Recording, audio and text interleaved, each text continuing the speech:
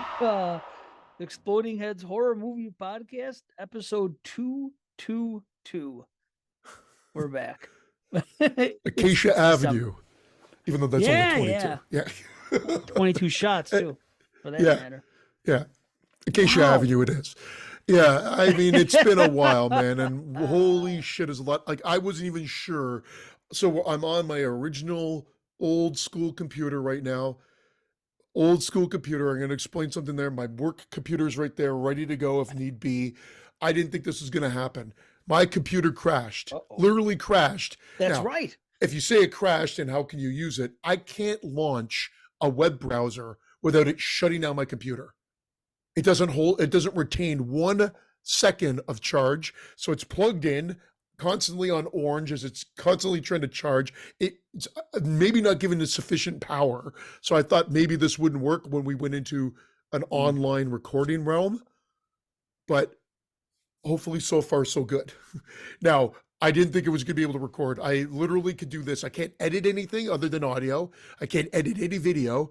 So my new computer comes tomorrow. I thought I'd have it before, but the thing with Apple is the second you do one change, you request more RAM or more hard drive or whatever, it becomes like a special order almost.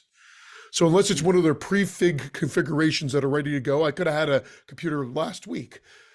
Okay. So just as Christian was talking about his computer issues, his computer literally crashed as he was talking to me. I'm sitting here all of a sudden, gone, Yeah, gone.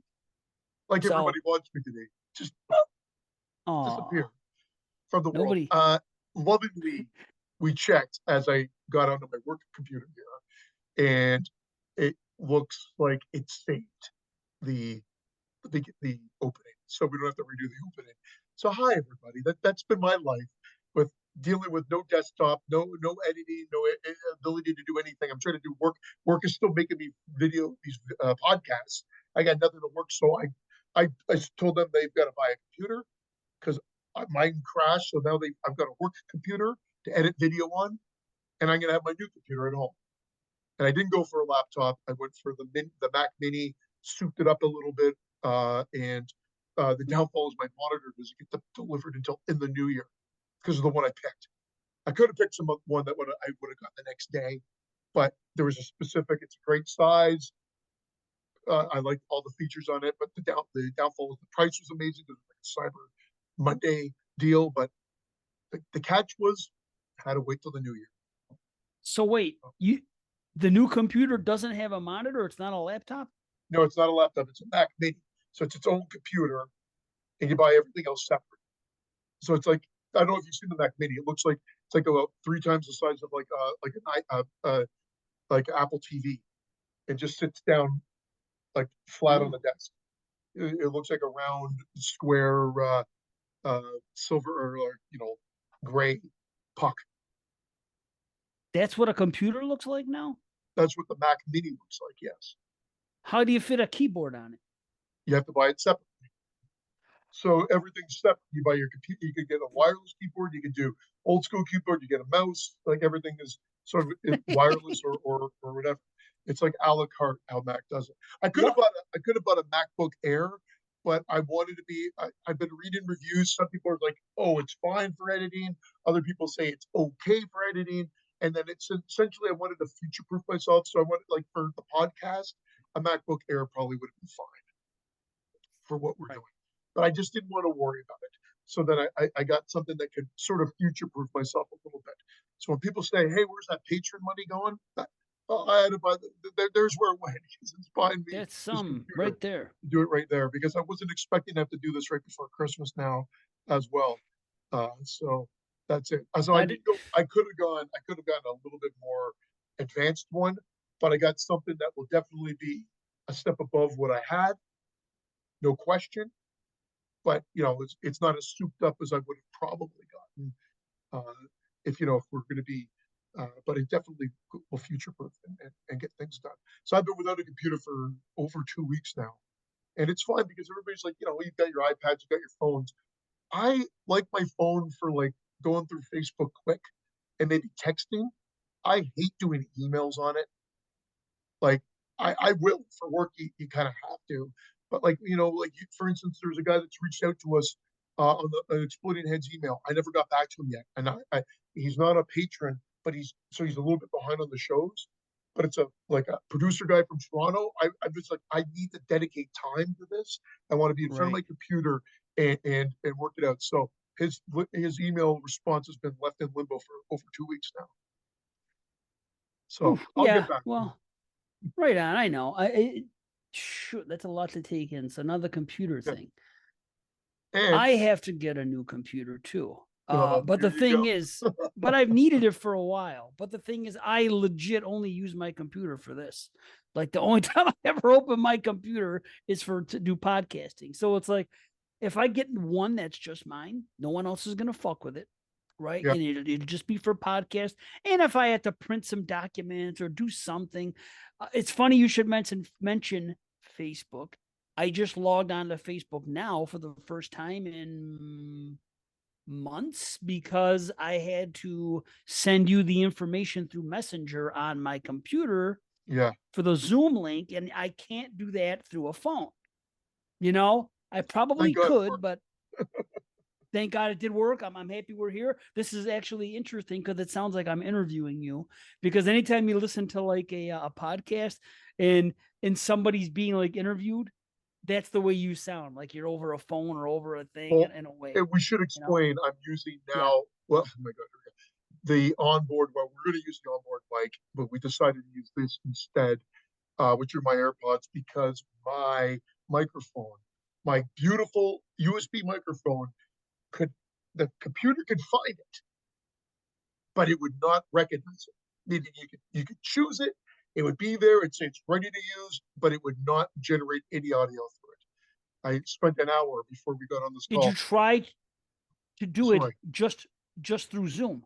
Go to Zoom and see if it recognizes there, Yes, and then if it does, it would. I did. Okay. I tried Okay. as well. Damn. Big pain in my ass. So unfortunately, everybody, for this episode only, you're gonna have to deal with me sounding like I'm being interviewed by Dave, and to keep my job moving forward. So that, yeah, the computer is one aspect. In the last week, I can't say it's COVID 100%, Oh. but put it this way, because I didn't test, but it's as if I've had COVID, like everything that I had again last Monday, I got hit. I didn't feel well. I had to go travel. And should I cancel this? Shouldn't I? I don't know what this is. I'm fighting it off. It sounded like I went travel. I lost my voice. And then Tuesday and Wednesday wasn't feeling that good. Wednesday came home. Thursday and Friday was brutal. And here we are. Oh. And now it's Saturday, Sunday. Saturday I felt a bit better. Sunday, still got the sweats. My voice came back like 50% yesterday. I was like, am I going to be able to even talk tomorrow? So we'll see how this goes. That's why I've got tea and Oh. lemon water here to help me out. It's it's the cough is all I've really got a cough, and my voice was what was the hardest. But I'm like 99.9% sure it was COVID yet again. I just didn't test because I'm like, fuck it. You didn't test it. No, I didn't test it. Okay. I was gonna say that I'm pretty sure, based on what similar thing, like when my daughter had it last, it came up negative, right? But now when we came back from New York, the last time I just got it in August, I had it first. I passed it on to my wife. Now, by the time I decided to test, it was like a week after I'd gotten home, after I would have contacted it. I went and it came up negative. However, my wife went like 3 days later and she got it from me and she came up positive. And they were telling us that there's new strains out there that are coming out as, and everybody used to say before, false positives. Now there's a lot of false negatives because of different strains and what they're looking for. Yeah, So I thought you were going to exactly. tell me you tested and it came up negative, but it's not that. It's not Well, that's what even that. happened the You just last didn't time. go. That happened the last time. It was negative, and then I did it like I'm like this is not going away. This is the one right. I had it pretty much right after you did. It was the end of August. It was 90 days. It was 89 days from the time I got it the first time to the time I got it now. Because at one point they're talking about you're immune for 90 days. is. But because there's so many different strains, as if it's really They not. don't even know that, they said. I can't even believe we're still talking about COVID because it really is I just like told a you. cold or flu or whatever. But it's just crazy how it just keeps coming back. And I'm blaming it on Wow. fucking my work. Like I'm getting it because I'm traveling. If I was just fucking home or working regular shift, I know you can get it at work. I get it. It's no different than we used to get sick all the time before. But I'm traveling and it's fucking brutal, man. Like I mean, it's just like it's the sweats and the fatigue that are the worst part. But Well, anyway, maybe I for won't go you. on about it for much longer. But if my voice starts feeling strained, that's the reason why. Then And I'll I am talk strained more. and It's not okay. talking. So, I must be dying yeah. to talk. I haven't And talked on any podcast in so how the long hell? that I know. And I'm the asshole that fucking hogged the opening here. Yet yeah, but you have we're gone for a month. we've all been We want gone. to know. We want to know why and how everything is with you. And I'm the fucking asshole that starts talking for 5 minutes straight. Well, you had your issues are more recent. Going back to COVID, like you just said, Fucking it's thing. not it's quite the opposite for me, where you said it's like a cold or it's like this and that. It's nothing like any fucking thing I ever had. And it's like I said, it's like it fucked me up mentally. You know what I mean? That's what it did. And it fucked up my brain. And then getting it again fucked it up even more so. And now, there's no way I can be imagining this. It's only happened. It started with the COVID. It continued on where I had little issues going on for the past, like since I had it, year and a half or whatever. And then things kind of were getting worse already. And then I got it again. And the worst thing about getting it again was that the brain fog is there, but now I'm kind of I'm seeing more things where before I wasn't, and I have a jumpiness now that before I didn't have, like a nerve thing. Like for example, this has been happening a lot. Like when I had to go back to work on site, I went back on there, and that's why I had to leave podcasts because I was so worried about. I had so much built in. Um, what's the word here? Um, what's that Anxiety. shit? Thank you. Yes, so much built-in anxiety about what was happening at the job at the workplace, which really kind of kicked everything into high gear with my brain last year when it all came. It was like a sensory overload, so it led to like a breakdown type thing in my head. It was fucked up. So anyway, Yeah. I had so much anxiety about going back to work that I knew that when I'm going to be on site and everything I'm going to be going through and the stress that I'm going to have, I couldn't add any more possible having to answer to anyone about anything. And that includes having to watch a movie and talk about it on a podcast and make sure that I could actually focus on matters at hand instead of been worrying about all these things. And I just wanted to shut down completely anyway, shut off of, it's been a while, social media and everything. I just wanted to be completely removed from everything that I could remove myself from because I had to be at work and I had to do it there. That is more than enough. Um, any type of association I need with other human beings because it's in the flesh. There's customers coming in, and I'm dealing with things at Yeah. work that I don't know how to do. Wasn't trained properly, and the person that I'm working with isn't paid to be a trainer. Why should she have to do it? She shouldn't, and she's stressed about her own things. And the bottom line is, it's a fucking very unhealthy thing for anyone to be thrown into, especially someone that had fucking, you know, I. It's like this. I could there was a time where I could install um what you call it stereo systems in cars and home entertainment systems at home, and I could do it for friends and loved ones. You know what I mean? I could do it for them. Yeah. Now if I were to go somewhere and somebody was to hand me um like an owner's manual on putting it together, you're just going to fuck me up more than anything. I can't learn by reading. This is why I was a D student in school, ADHD. I can't focus on the page that way, especially when there's so much overwhelming information that's a lot similar. Because you know how instructions are. You see the same words used over and over again, where it's similar but not the exact same thing for that exact situation. That's kind of like what this training was for me for this last job. So by having me read, and not be able to come in and be able to shadow or do it myself, and if somebody shadow me and say, okay, don't do it this way, do it this way. Okay, this will be quicker. And to just, as opposed to say, here's your customers, here's your jobs, here's a book, work. You know what I mean? It doesn't work for somebody like me. That's just the way it is. Everybody learns a different way. So that was just the start of it, and that led to all kinds of fucked up shit because of anxiety at work. And then I was having a panic attack and everything. So then I get out, and then I was out, and I was able to do stuff from home. Okay, but then I had to go back, and I had to go back because I'd been on it for too long, and you have to go back and Yes. Yeah, yeah, yeah. do a That's 30-day there to show up. Thank goodness I have a union, which enables that. If I was salaried, it wouldn't be this way. So, yeah, going back, I don't even know. All I knew is I had to go back, and I was so stressed. I was so fucked up that I had to go back at the end of October. October 22nd was my return to work date. I was so fucked up I couldn't even really get into Halloween proper October. All of October, I'm nervous. I didn't decorate my house. Just knowing the impending fucking that in 2-3 weeks I got to go back to that place was enough to fuck me up mentally well, that already says come something, right? October. Like since it's your favorite like time of year, and you always thought you know that Yeah, says something about.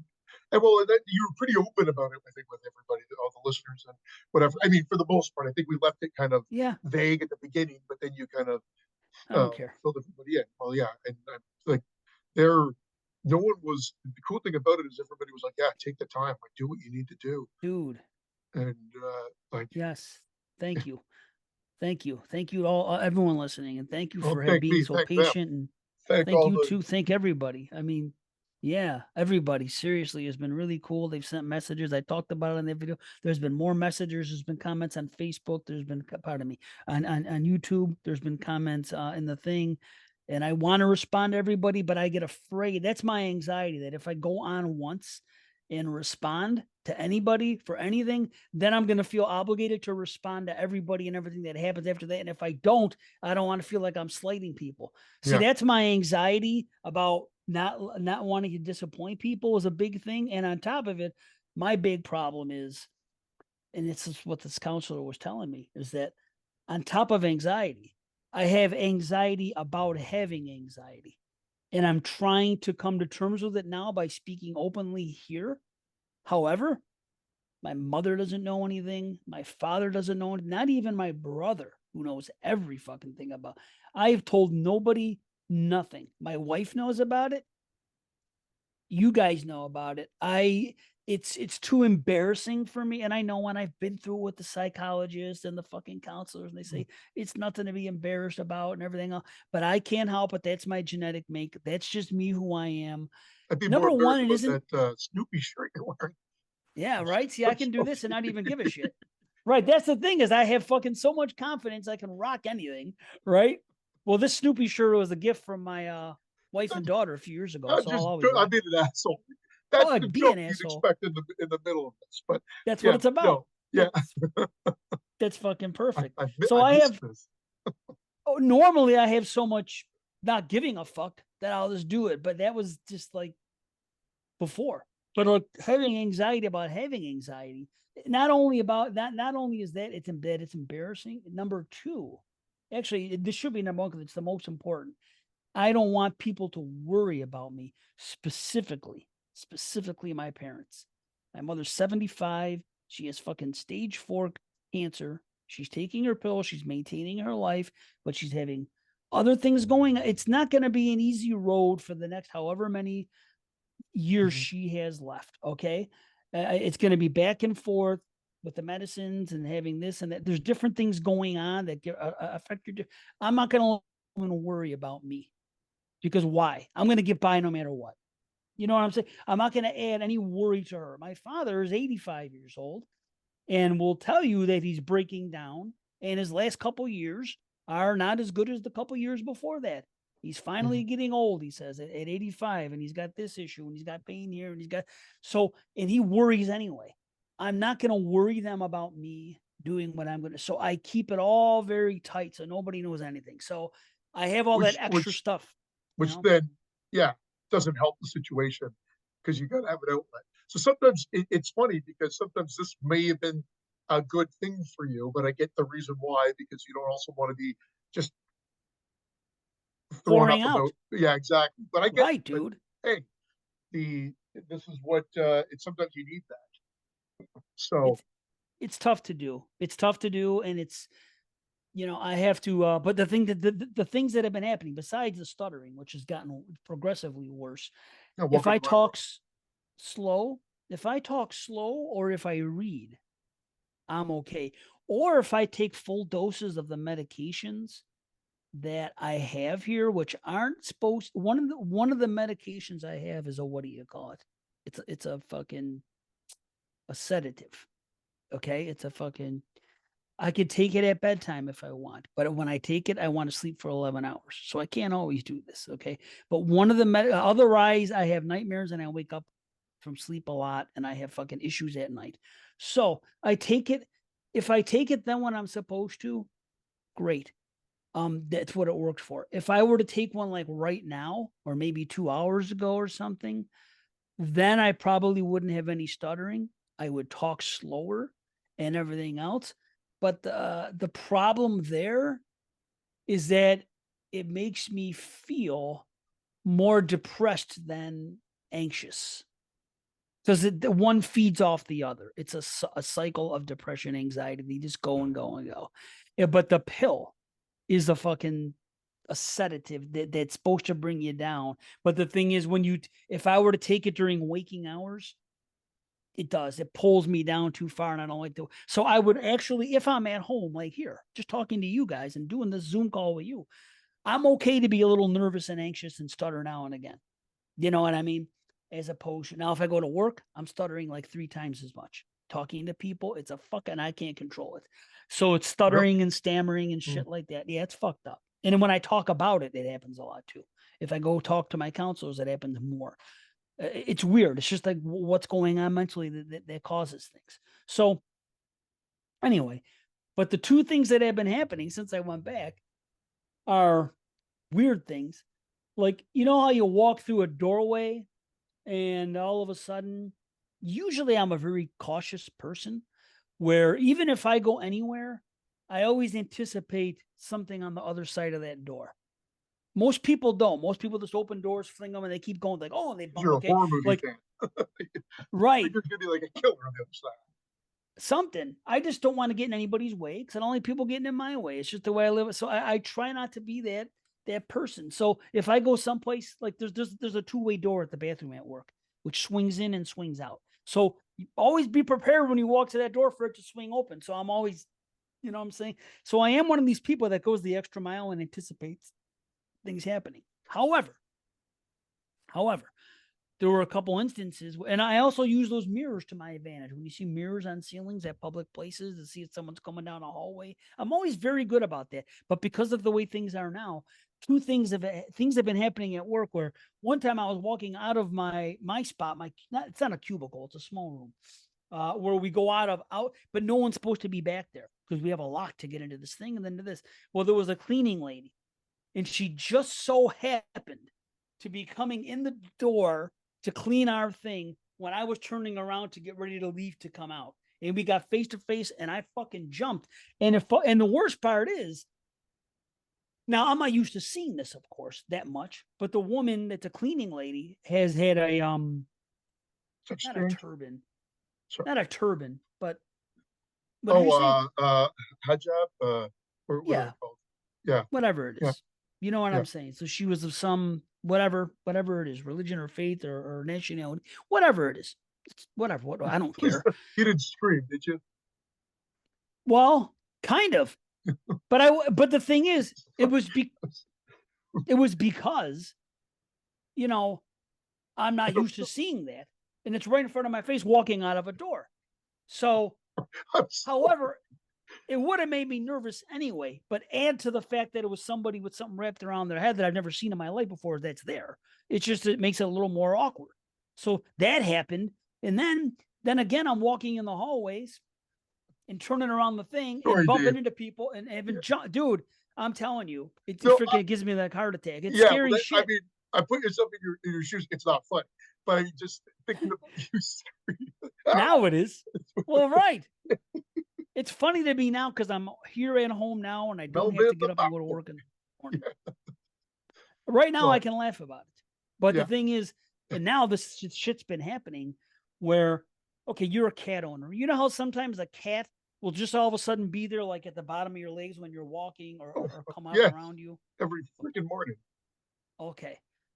I have had this thing happening at different places, home and at work, where I fucking see a cat down there coming. I don't know. I look and then the cat's not there. So it's straight up hallucinations happening. So that's fucking scary to know that you have hallucinations on top of all these other thoughts that are going on and all this other shit about me not wanting to leave the house, which I don't, especially with the COVID thing. Cause now I'm like, holy fuck. I left my house twice in 3 years and I got sick 2 out of 3 times. And now what the COVID's done to me. And now my wife, she's fucking finally figuring this out, what I've been talking about for years, because Irene has brain fog now. Not as extreme as me, but she's like, but she here and there ever since her last COVID. Didn't get it the first time. This time she has it. And she's just like saying this. I go, yeah. And I keep saying, welcome to my world. She's like, yeah. And now she has this brain fog, just not as extreme as me. But it does happen.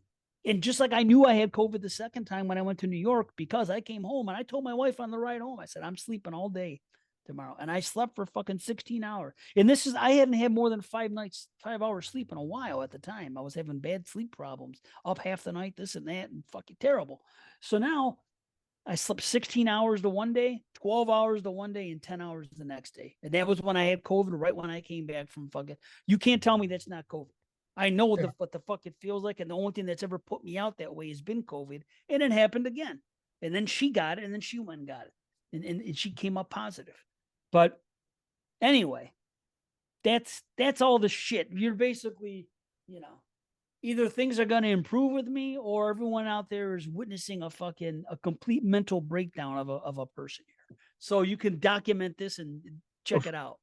Well, let's hope for, as we joke around and whatever, let's hope for obviously everything improves as we go on.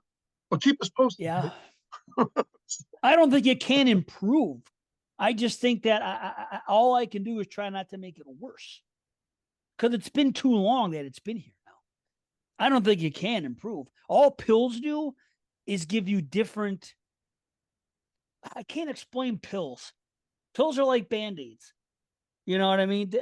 It's masking. It's doing something. I know what they're supposed to do. I know they're supposed to change your fucking the way your mind works and genetic, and it does to a degree, but it really doesn't. It's almost like you're better off now. And I've always said this. I've always said I don't believe in medications, and now they got me on this, this, and this. And I think the one helps me to worry a little less, but I don't know. It gives me the ability to try to distract myself. And I can't distract myself when I'm doing the work thing at the job full time. There's no distraction. My distraction would be here at home right now doing something, doing this, watching a movie, anything. You know what I'm saying? I can distract myself with something that gives me pleasure, but I can't distract myself with something that stresses me out. And if I'm being stressed the fuck out, there you go. So I got to wait for another job at work to open, which is just one away because I'm at the top of where I'm supposed to be in the fucking. That's why I got this job in the first place of the what you call it, I remember seniority. to progress. Yes. I've been waiting for 2 years for this job. Matter of fact, the guy that took the job, my buddy, he took the job I have now and then gave it back a day later. Says, no, I decided not to take that job. I'm going to stay here. You can have that. And I was like, fuck, because his job is completely different. There's no customers. He's by himself. The pay is the same, and it's less than half of the workload. It's perfect for someone like me that just wants to be alone. And I do just want to be alone. So Some people don't like that. Some people want to come in with a team or whatever it may be.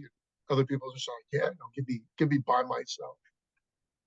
I love it. See, I've always had that. This is what I was thinking. This is really weird. I used to have the personality of a dog, and now I had the personality of a cat.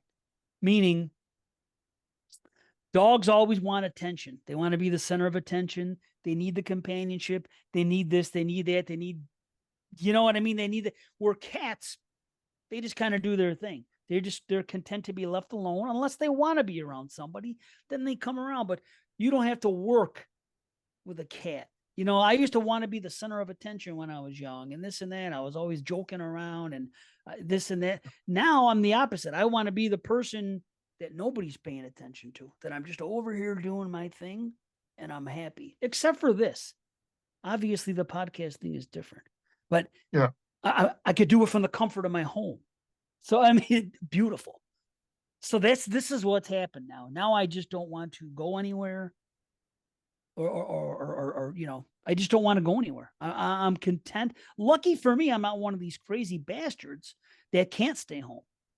Like I know people, if they can't stay home, I have a friend who's an alcoholic. I will tell you this: if he could just stay the fuck home, he might not drink. He has to go out. He has to go to bars. He has to socialize. He loves to go out. If I invited him over, hey Tony, come hang out with us, me and Mike and Scott on Friday night. Come and fucking kick it up on the couch, watch a movie, have a few laughs. He can't do it. He can't sit still for an hour. And I know people like this. A lot of them, and there's maybe people listening. They have to go out. They have to do things. You know, maybe not because they're cinephiles like us. They can stay home and watch movies. But a lot of people don't have. Thank God, my addiction is fucking entertainment. Yeah. Same. I Seriously. mean, I'm in a sales job, but I really hate, like, I could talk. Obviously, we've done this show and people heard me ramble on long enough, but sometimes when you're making small, like, chit chat and small talk and everything like that, it's fucking brutal.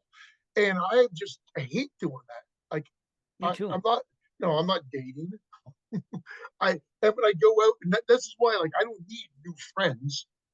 Right. And so this is like when I'm finding out, I what I've lovingly done is I've gone back and felt like, you know, what was been missing is like seeing my good friends that I used to always hang out with, and that's Right. what I've been trying to work on in the last few months. And you know, I said I reconnected with like probably my like two best friends earlier, and I've seen one of them now multiple times, and the other one I'm actually going out with tonight. And I didn't cancel because, funny enough, the first time when we were starting it all up was right after I got COVID, and we pushed. I kept pushing, like, give me another. Like, why don't we wait till the weekend, or why don't we wait till this? Because I'm just getting over this. I don't think I'm ready yet. And what do you know? Like, we've been talking and texting, whatever, but we haven't had a chance to meet again. His schedule's screwed, so is mine. So this was tonight. We settled on tonight, and I'm like, I can't cancel and say I've got COVID, which I Man. go, I feel like I'm, you know, other than like the lingering cough, like I said, and a bit of the sweats, I feel like I'm symptom free, but it's just like, I wouldn't keep him from hanging out. He's not one of these that worry or whatever. It's more me saying, hey, I don't want to, I feel like I'm just making excuses because who the fuck gets COVID this many times? Yeah, Fucking crazy. But anyway, this is what I'm saying. Like, I don't, I hear you. Like, I can't do that. Being in a bar, being in a pub, I like it for a bit. And I'm sure if you're around with a bunch of horror fans, maybe that way you get tiresome after a while too, because you're talking about film or whatever like that. But just talking about random shit constantly, whatever. Or God forbid it goes into sports, and it, like, let's oh, say it turns into football, I'm out. Like, okay, basketball, no problem. Talk about it goes into hockey. I'm there for a little bit, then I'm out. You know what I mean? Like, it's just not what I want to be. I don't want to be stuck. And to me, that's stuck in a conversation. Nothing fun of it. That's why when I'm talking horror films to normies, as you like to call them, or movies, I sometimes stop myself from talking because I'll talk their fucking ear off about right. movies because I don't want to get suckered into any other form of conversation. Right. But I will I talk someone's ear off about film. well, sure. Of course, not just I mean, horror film, of course, but anything. film related I'm with you. That's really all I care to talk about. Music, or music. movies, Yeah. stuff like that. I mean, I'll talk football. I'm pretty well versed in football. Thing is, if I talk to anybody local, it's going to be about the Bills, and they're probably Bills fans, and they're what do you call it? They're diluted from what's really going on. I could tell you, as someone who's lived here, this team's never going to win shit. You can't tell them that. They have these firm beliefs about this and that and everything, and it's like politics. Yeah, they're going to believe what they believe, and I'm not going to change their mind. And who am I to take it from them? That's fine. But I could talk football, but they're always it's always going to want to go to this. And then if I give my honest opinion about the team here, they're not going to want to talk about it anymore because they don't want to face reality. They don't want to hear it, and that's fine. So be it. So I don't want to talk about that. I certainly don't want to talk about current events, which is what people like to talk about when they get there, because I make a habit of not knowing current events, and I'm happy for it. I do not want to know about one fucking thing. And I don't care if people could say whatever they want about me. This makes me happy. Nobody can judge me. I do what I do. I don't bother anybody. I do the best I can to take care of my family and my loved ones and everybody, and try to be a good person. I don't think that because I don't want to follow current events, because I don't think anything I can do can make a change. I think maybe once upon a time changes could have been made, but I think everything now, nobody cares about anybody out there. You Anyone that don't think taking to Twitter or putting your job over or making a stance on Twitter is going to make a change? Yeah, I agree. no. And I don't care about social media, Or X or whatever the fuck it's called. whatever it is. Bottom line is, I don't care about this stuff at all anymore. The fact that I had to log into Facebook to do this thing today, I didn't even want to do it, but I had to send you the message. I'm like, fuck. I don't want to log into that fucking thing. I literally have no desire at this point for social media. Every time I go on something, the last time that all it does is leave a freaking bad taste in my mouth about just the way people are. I just don't, and the way they talk and the things they do, and just every little thing. I would rather sit here and say that I love everybody in the world, and try to say there's good in everybody, and then to go on there and then all I'm doing is just like shaking my head at all of mankind. Who am I to do that? So if it's just going to make me do that, why? I'd rather just sit here and say, you know what? I want the best for everybody.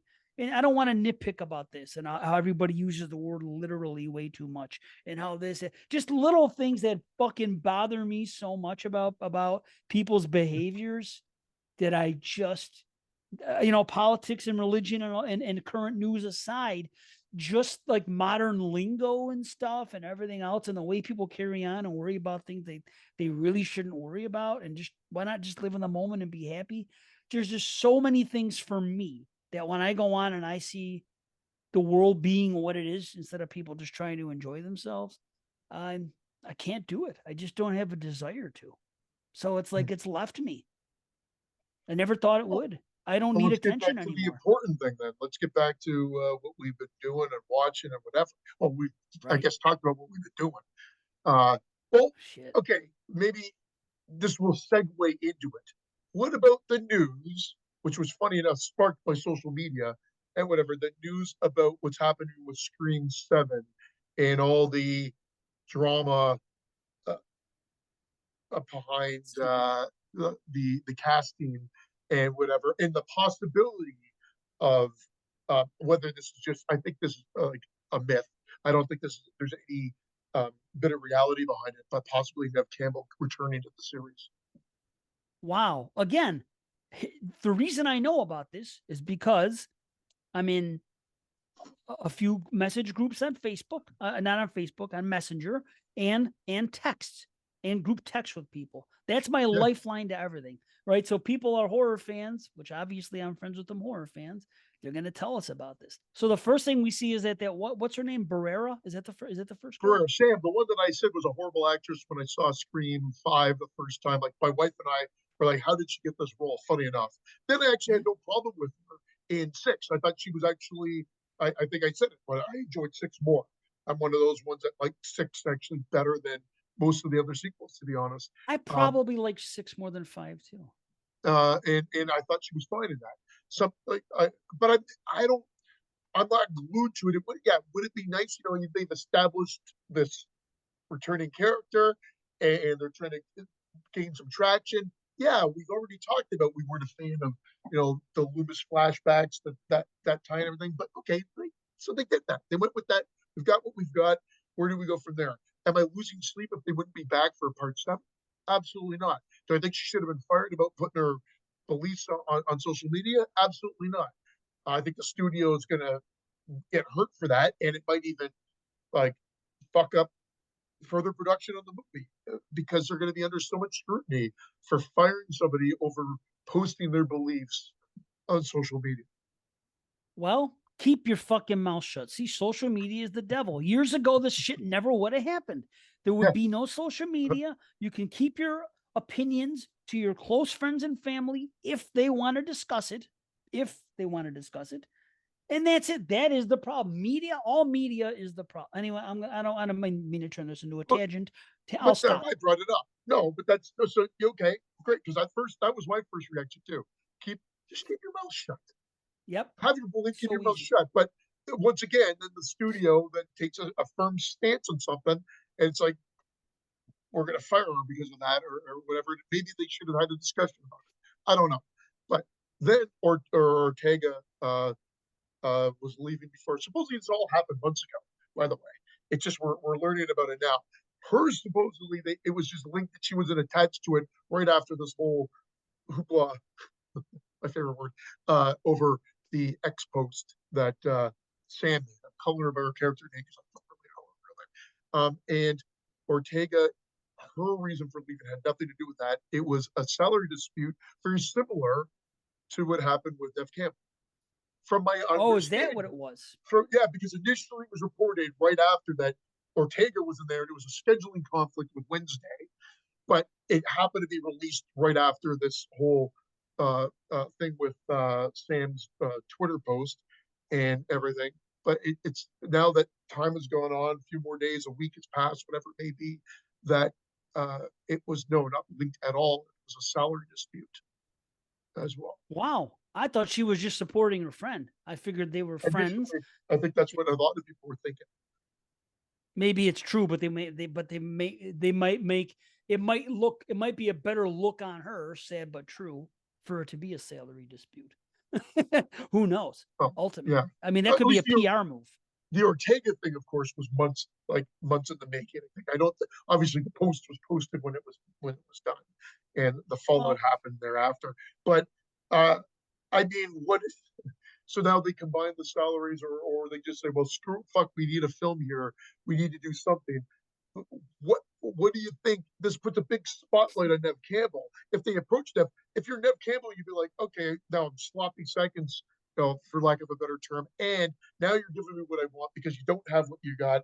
Plus, doesn't it put a negative focus on her coming back if they fired this person over posting their opinion on social media?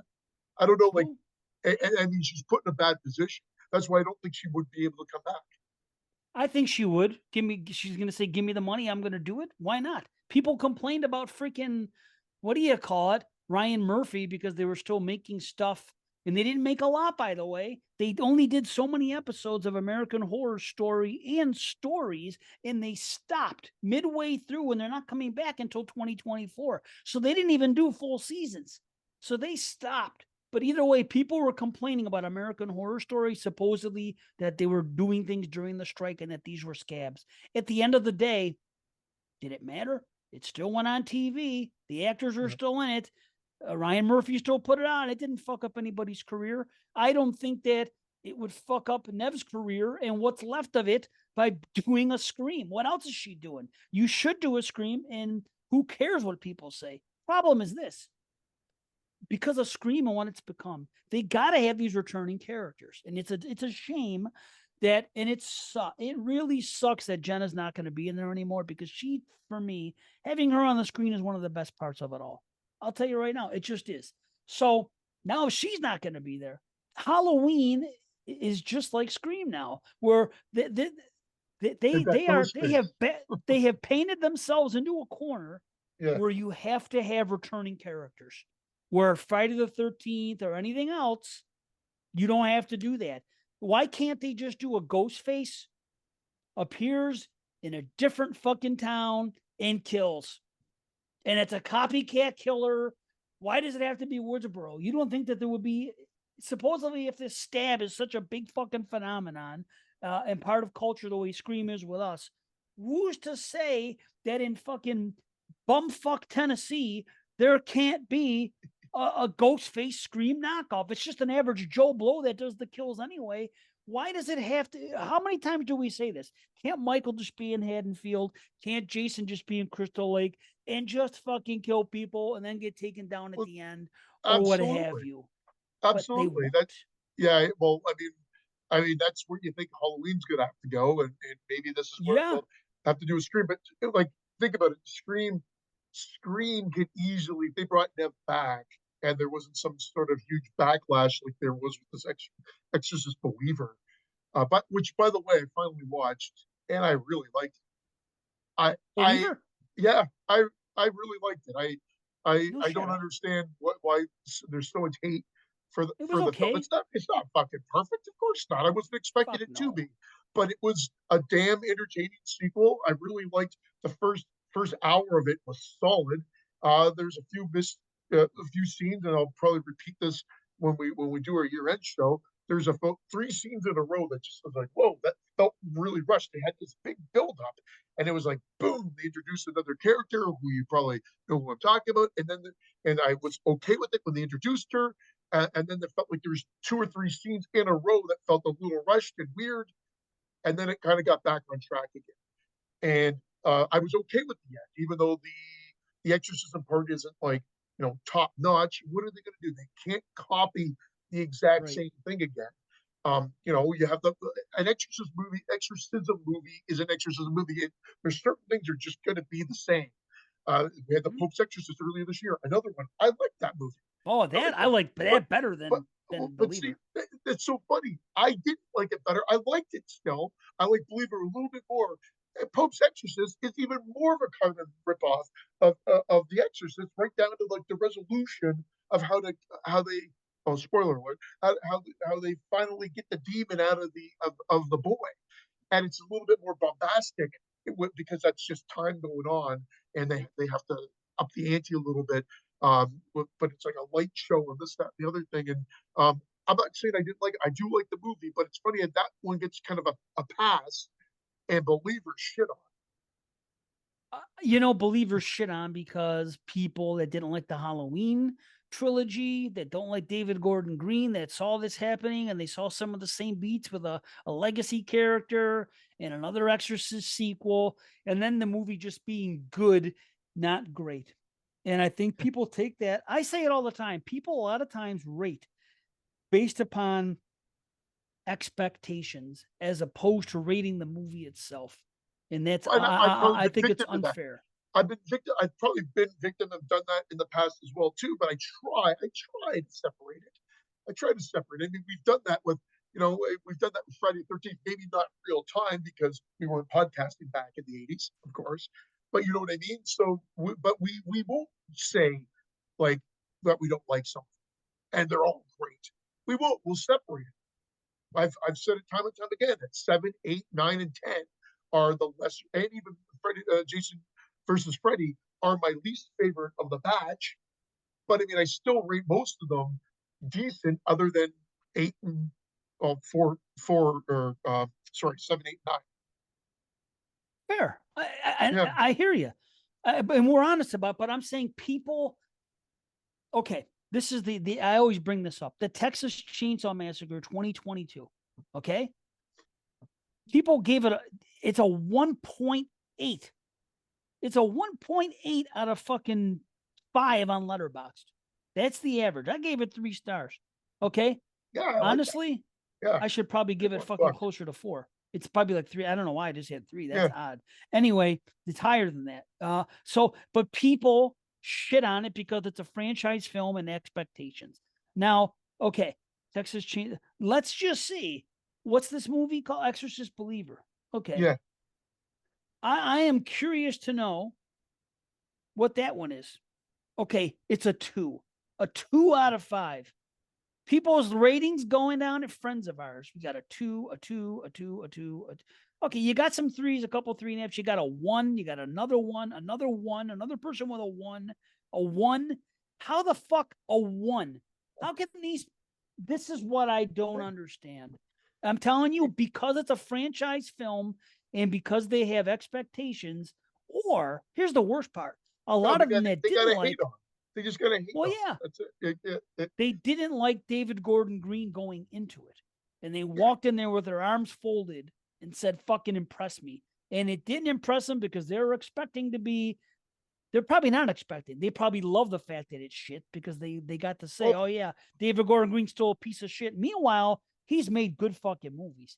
I just watched the Halloween trilogy again this October with my friends because they've never meanwhile, seen it. he's laughing all the way to the bank. He's got his paycheck. Whether the Right. other two get made or not, who cares? He's a multimillionaire. Go fuck yourselves. Whether he stops making movies, which I don't understand what difference that makes to you, the viewer, just don't watch them then. But like when you read a review that says just stop it, or stop directing or whatever like that, like go fuck yourself. Yeah. No, dude, after Halloween ends, that's the movie that to me is his best movie. And I want to see more of what he can do. And I know it's unpopular and I get it. I cannot help it that I just watched it again. Now, remember, since Halloween Ends came out, I haven't really watched 2018 and Kills that much. I've watched Ends like whatever, 3 times in the last 2 years, 4 now, maybe 5. Either way, that's the one I've concentrated on. I haven't watched the, because remember, there was a full break, a year break between the other one and the other one. You know what I mean? So there was time off. So I haven't really watched them this time because my friends hadn't seen them. I wanted them to see all 3 in the month of October. So one Friday we watched original 2018, then we watched Kills, and then we watched Ends. And we watched them all, and I am seeing stuff in you wouldn't believe how many things I picked up on in Halloween 2018 that 100% makes sense as to what happens in Ends. Shots that they did, think they were anyone who thinks that they just came up with this on the fly to do Ends, like what the rumor was with the Star Wars sequels, that they were just doing one at a time, is wrong. Everything that happens in Ends was planned, and you could see it in 2018. You got to go back now with the knowledge of Ends and watch them all through, and you'll say that seeds were planted for a particular reason, and it makes me appreciate it even more. I still feel the same. I still don't like the climax of Halloween 2018, but I enjoy it. It's still a 7.5. The other one's an 8 to an 8.5, and the new one and Ends is a 9. And I showed it to my crew, and they said I thought they weren't going to like it. I said, listen, I want you guys to know before you watch this, when it takes a different turn, a lot of people downright hate it. I want you guys to know this. So we watched it, and then at the end we were talking, and both of them said, I like that one the best of the new 3. I go, me too. No, But anyway, try to do something that's different. that. Try to do something different, but not too different. Not too different. Like that's the thing. They want like what you were saying earlier. They want Michael Myers going around killing people, but then if they just do that, you get shit on I know. because like okay, Resurrection's a perfect example. Michael Myers goes back to his house and goes kills people that are in his house, but because it's done in webcams and stuff like that, and presented in a different way.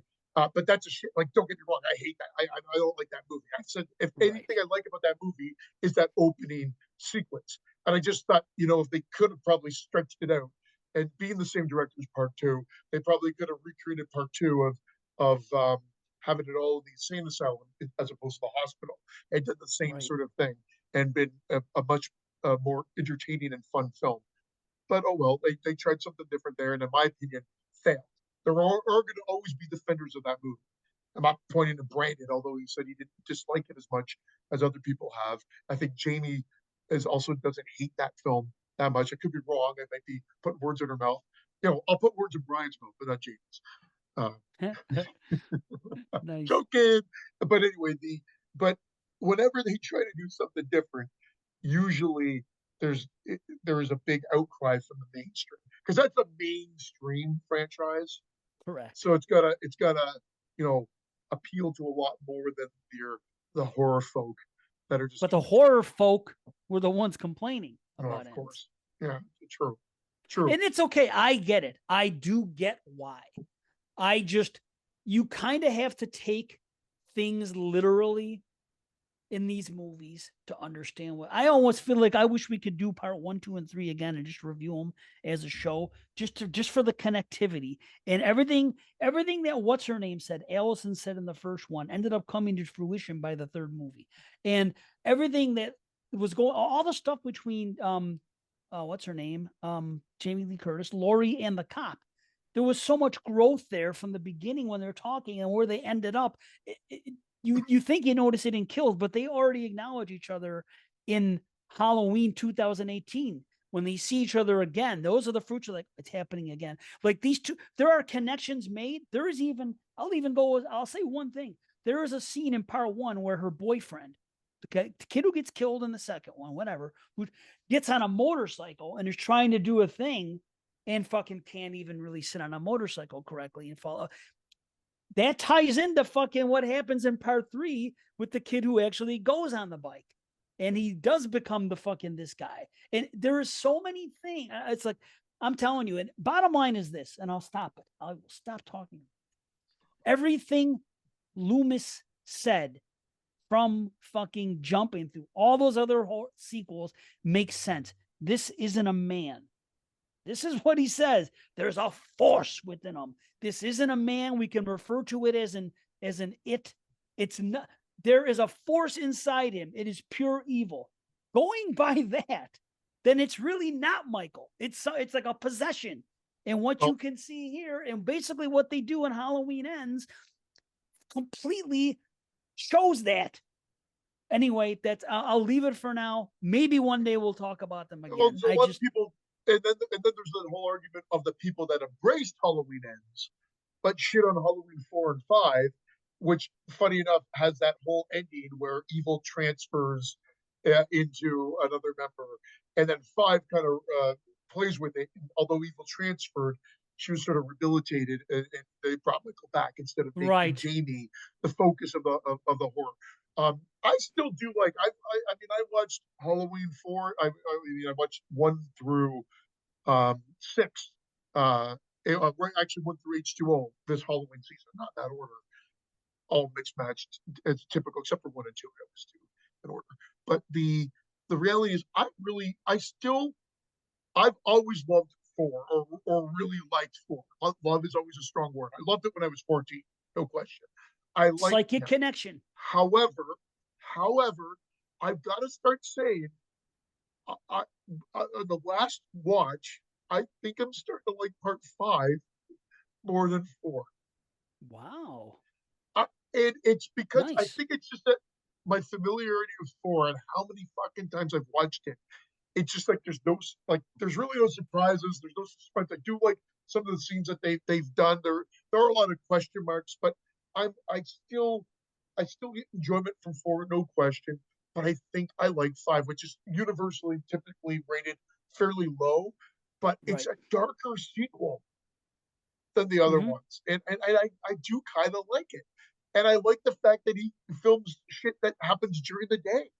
And it, like we've Yes. said it on the show, and we and our big retro that we did, and I'll stand by it. Like this watch, when I'm watching, I hate the fact that he's at a hermit's hut for a fucking year, like just being nursed back to health for a year, and then spring fresh on Halloween, boom, ready to go. But you can Okay. equate that to evil happening on Halloween, and that's what gives him his power. He's been weakened, and then he's back on Halloween. But uh, you know what? It's better than I think. I don't think I like that Doctor Death thing with the rocks and the runes or whatever anymore. That was like lost, and that's why they refilmed it with the Hermit. I don't think Yeah. that's any better. That's really out there as well. But Right. I've come to just accept it. I mean, at the time I was disappointed, but it's a darker film overall than Part 4 was for sure. It's nice to hear that. Now, I think overall, I think 4 is a little better, but I don't hate on 5. I don't hate on 4. my reaction to 4 is like the same reaction I have the Nightmare 4, that I don't get the love for it, so I kind of come down hard on it. That's what I'm saying. I'm like, how do people ignore this, this, and this? So Yeah, I think I rated one a 5 and one a 4.5 or something when we did it. yeah, So it isn't like I think they're, but I do get tired of people that are fans of 4 completely disregarding 5, because in a lot of ways they're alike. Yes, they do make some mistakes. Yes, the cops with the freaking ridiculous music and the well, ridiculous yeah, house. yeah, There are some things about it yeah, that are just plain stupid. But there's sure. stupid stuff in part 4 too. They just Uh, choose not to talk about them. And There's stupid I stuff was in part here two. with a Like, let's list. be honest. Yeah, we could complain about part two, even though we love it I mean, and you whatnot. can, but Yeah, I mean, you can I complain about any movie. yeah, Typically, you tend not to when you enjoy the film. But I've always liked four. I thought it was the most, maybe because I was a Friday the 13th fan. I always said it felt the most Friday the 13th, where they just made him an unstoppable killing machine, and they made him go through Haddonfield killing people. fair. I get you. They did do that. I know. And how about this part 5? What you just said about him laying dormant for a year and then coming back, and all of a sudden he was good as new. Isn't that kind of what they did in Halloween Ends? Except he wasn't good as new. It makes it more realistic that Yeah, the thing that's inside of him is dying, right? Because he hasn't had a chance to feed. You know what I mean? And now, and it makes sense, complete sense, because of the ass kicking he took after at the end of Halloween Kills. It makes sense that the freaking force is dying in its what's the word? Carrier, what its host. There you go. Its host body, which is Michael. So now when Michael has that face-to-face contact with Corey, the evil sees freaking all the shit that's going on inside Corey and his strife and what's happened with him. And it's like, it isn't that Michael didn't want to kill Corey. It's that the force inside Michael witnessed what was in Corey and said, oh, wait a minute here. Maybe I'm getting weak here. Maybe I'm going to feed using both of these. And it seems like that's what he did. But then Corey had the same issue that Michael had, where he can't kill without the mask. That's a fact. He came in, and when he took the mask off Michael's head, it was because that was the last thing he needed to be able to do it. Right. And however, Michael was still Michael. He still had it going on. And Corey ended up being a failure because he ended up taking himself out and he wasn't the one. So that host didn't work out as well as, the evil hoped it would have, because it got too emotional into fucking what's her name, the girl. But which goes against everything that evil's not supposed to have fucking love. But you notice that he has love in the beginning, and the more he starts hanging out with Michael and getting that, then he blows her off. He's supposed to meet her to go do something that night. She's about to run away from Haddonfield permanently, leave her grandmother, and go off with this kid and meet him. He blows her off. He goes out and kills instead, and then burns down the fucking radio station tower that he said, I'm going to burn it down. So that love story, it's only existent in the beginning, when it's the two of them coming together, having issues. But then once the force, I should say, starts inhabiting him as a host, he doesn't care about her anymore. But then he gets to the end, and then he comes up, he does the killing instead, and he shows up, and then, the Corey, the human being Corey, does still love her, and he decides to take his own life because the force was going to take him over, and he was more Corey than he was the force, so he killed himself. See, I watching it this time, everything made fucking perfect sense to me. And I understand why people don't like it, because to them, well, this isn't Halloween. This isn't Michael Myers. This isn't what I'm expecting. But if you think about it from a storytelling aspect, I think it's fucking damn good. But yeah. I don't No, know how I get back. I don't disagree with you because I liked it. Remember, I did like it as well. You liked Yeah. it definitely more than I did, but I liked it. And for me, it was always I think that initially it was like 8.5, 8, 7, and I think now I kind of like the first two of the new trilogy about equal, and Halloween ends just a little bit below it, but not.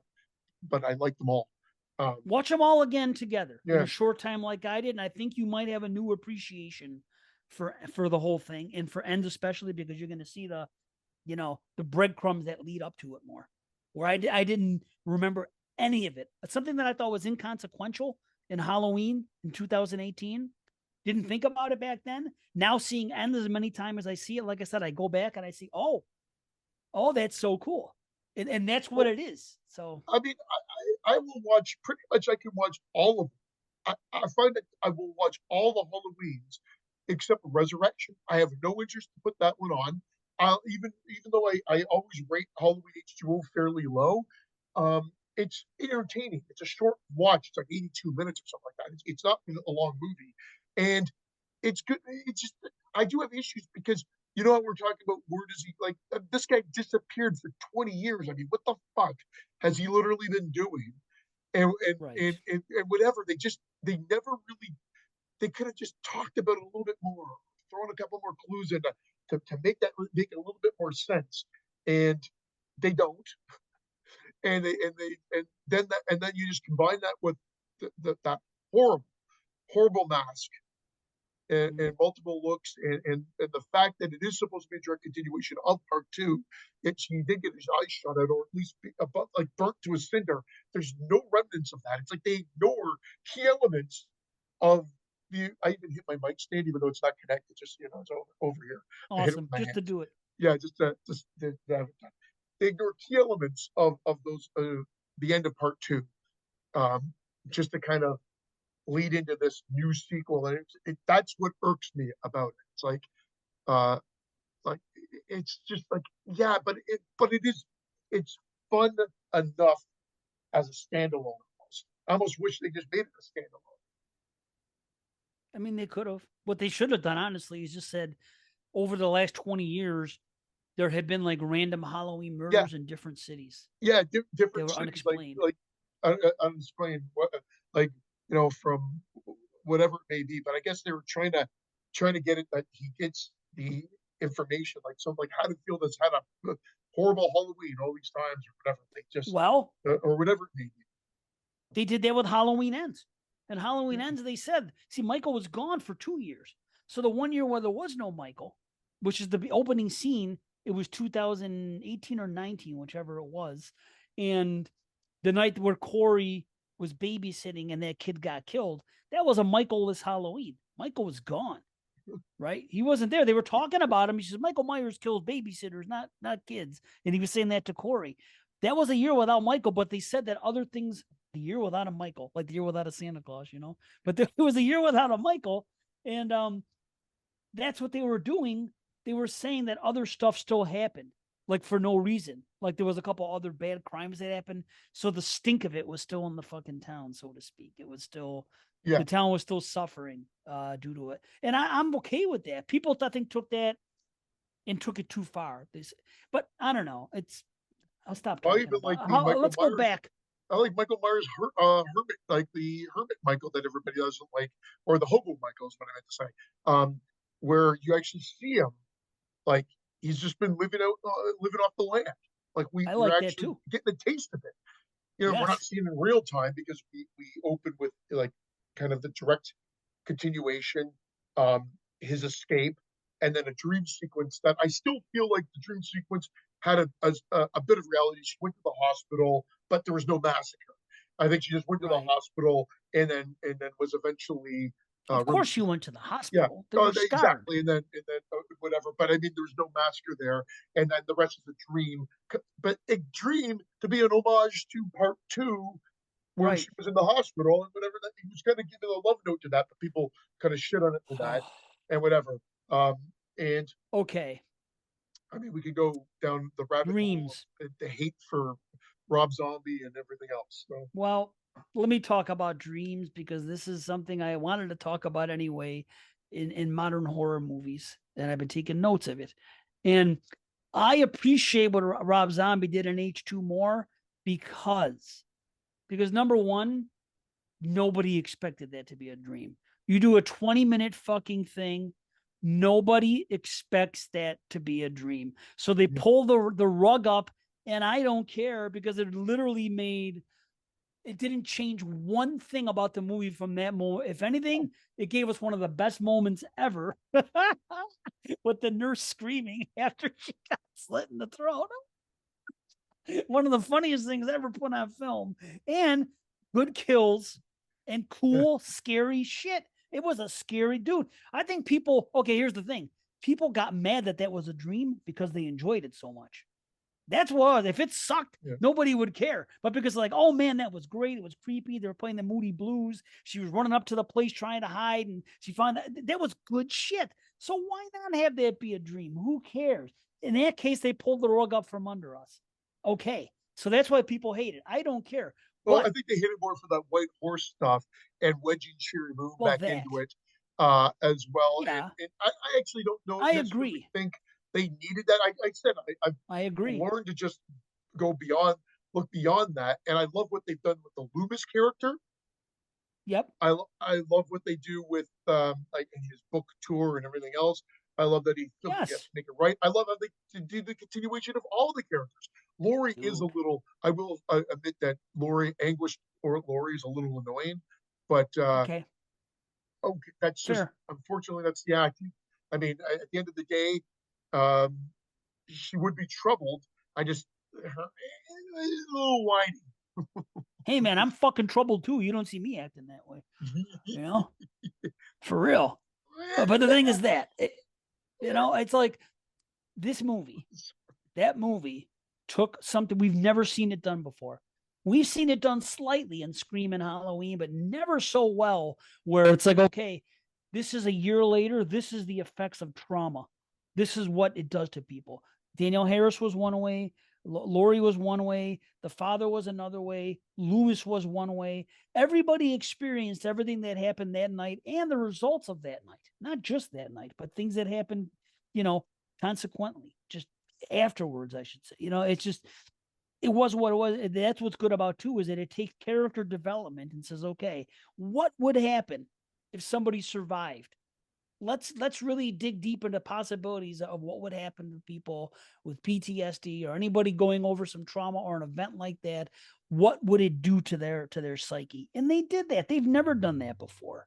They did a little bit in H2O, and they did a Yeah, little bit Lori in 2018. in Fine, but that H2O, was one H2O is like character, she likes a little bit too much Chardonnay. That's the extent of right? it. But that was one movie and one person, I should say. This was fucking 3, 4 people. Yeah, You know what I'm saying? That's what's cool about it. the It effect. takes Yeah, that. I agree. But I back I to love that, that aspect. back to all that. How we got started was talking about the Scream thing. Yeah, And fuck, fucking okay, crazy. Yeah. do you think now, do you think that Jenna is going to leave genre films? If you think that it's for film, do you think that maybe she thinks her star is going to shine brighter because she was on a Netflix show, even though it was horror based and whatnot, and she's a little bit more well known to normies now?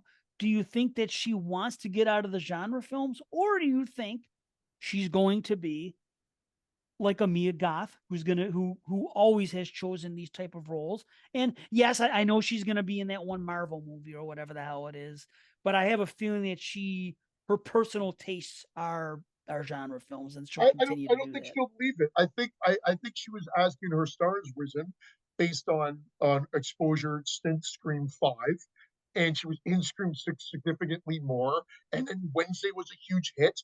So I think her star rose, and so she was just asking for. I think her people were asking for what they thought was fair for her to continue the role in Scream 7. So I think her leaving Scream has nothing to do with her future in genre related material. I think Okay. back in the day, there was that whole thing of being typecast. And I think a lot of them are kicking themselves and saying, "Why the fuck did I listen to my agents back in the '80s or whatever?" Because look at the fan base that has happened 30, 40 years later. That like like Amy Steele is probably kicking herself that she didn't jump on to the next Friday the 13th. I think probably most of those actors are probably going, "Holy shit, who knew but back in the day, it was looked as kind of a black mark. You didn't want to necessarily put that on your resume. But now I think it's free reign. It's been that way for a while now. So I don't think she's going to be moving away. I think she'll continue to do whatever project appeals to her. I think that she has the capability to be around for a long time if she plays her cards right. And on top of it, she has something that, like, Amy Steele and that Adrienne King in them didn't have. Even if they would have stayed in the genre, she has more going on than them. Number one, more people know her Well, outside of the genre, yeah, it's a different but time now too, but you're right. It's like she's got more, yeah, more star. she's she and Yeah, and she is a very pretty girl, it, and she just going to continue to, she's 2021. She is at the prime, right? For the next 10 years, she could be a very hot commodity. Hot meaning as a hot property, but hot also as in, looks wise. People are gonna want to see her. It oh, just no, is. no She's question. she's I an thought attractive girl, you man. think she was going to leave horror because she's getting too popular. That's what you're asking, and That's I what don't. I'm saying. Yeah, Because I don't again, think she will. she has the looks and she has the people are familiar with her now. Is she the greatest actress?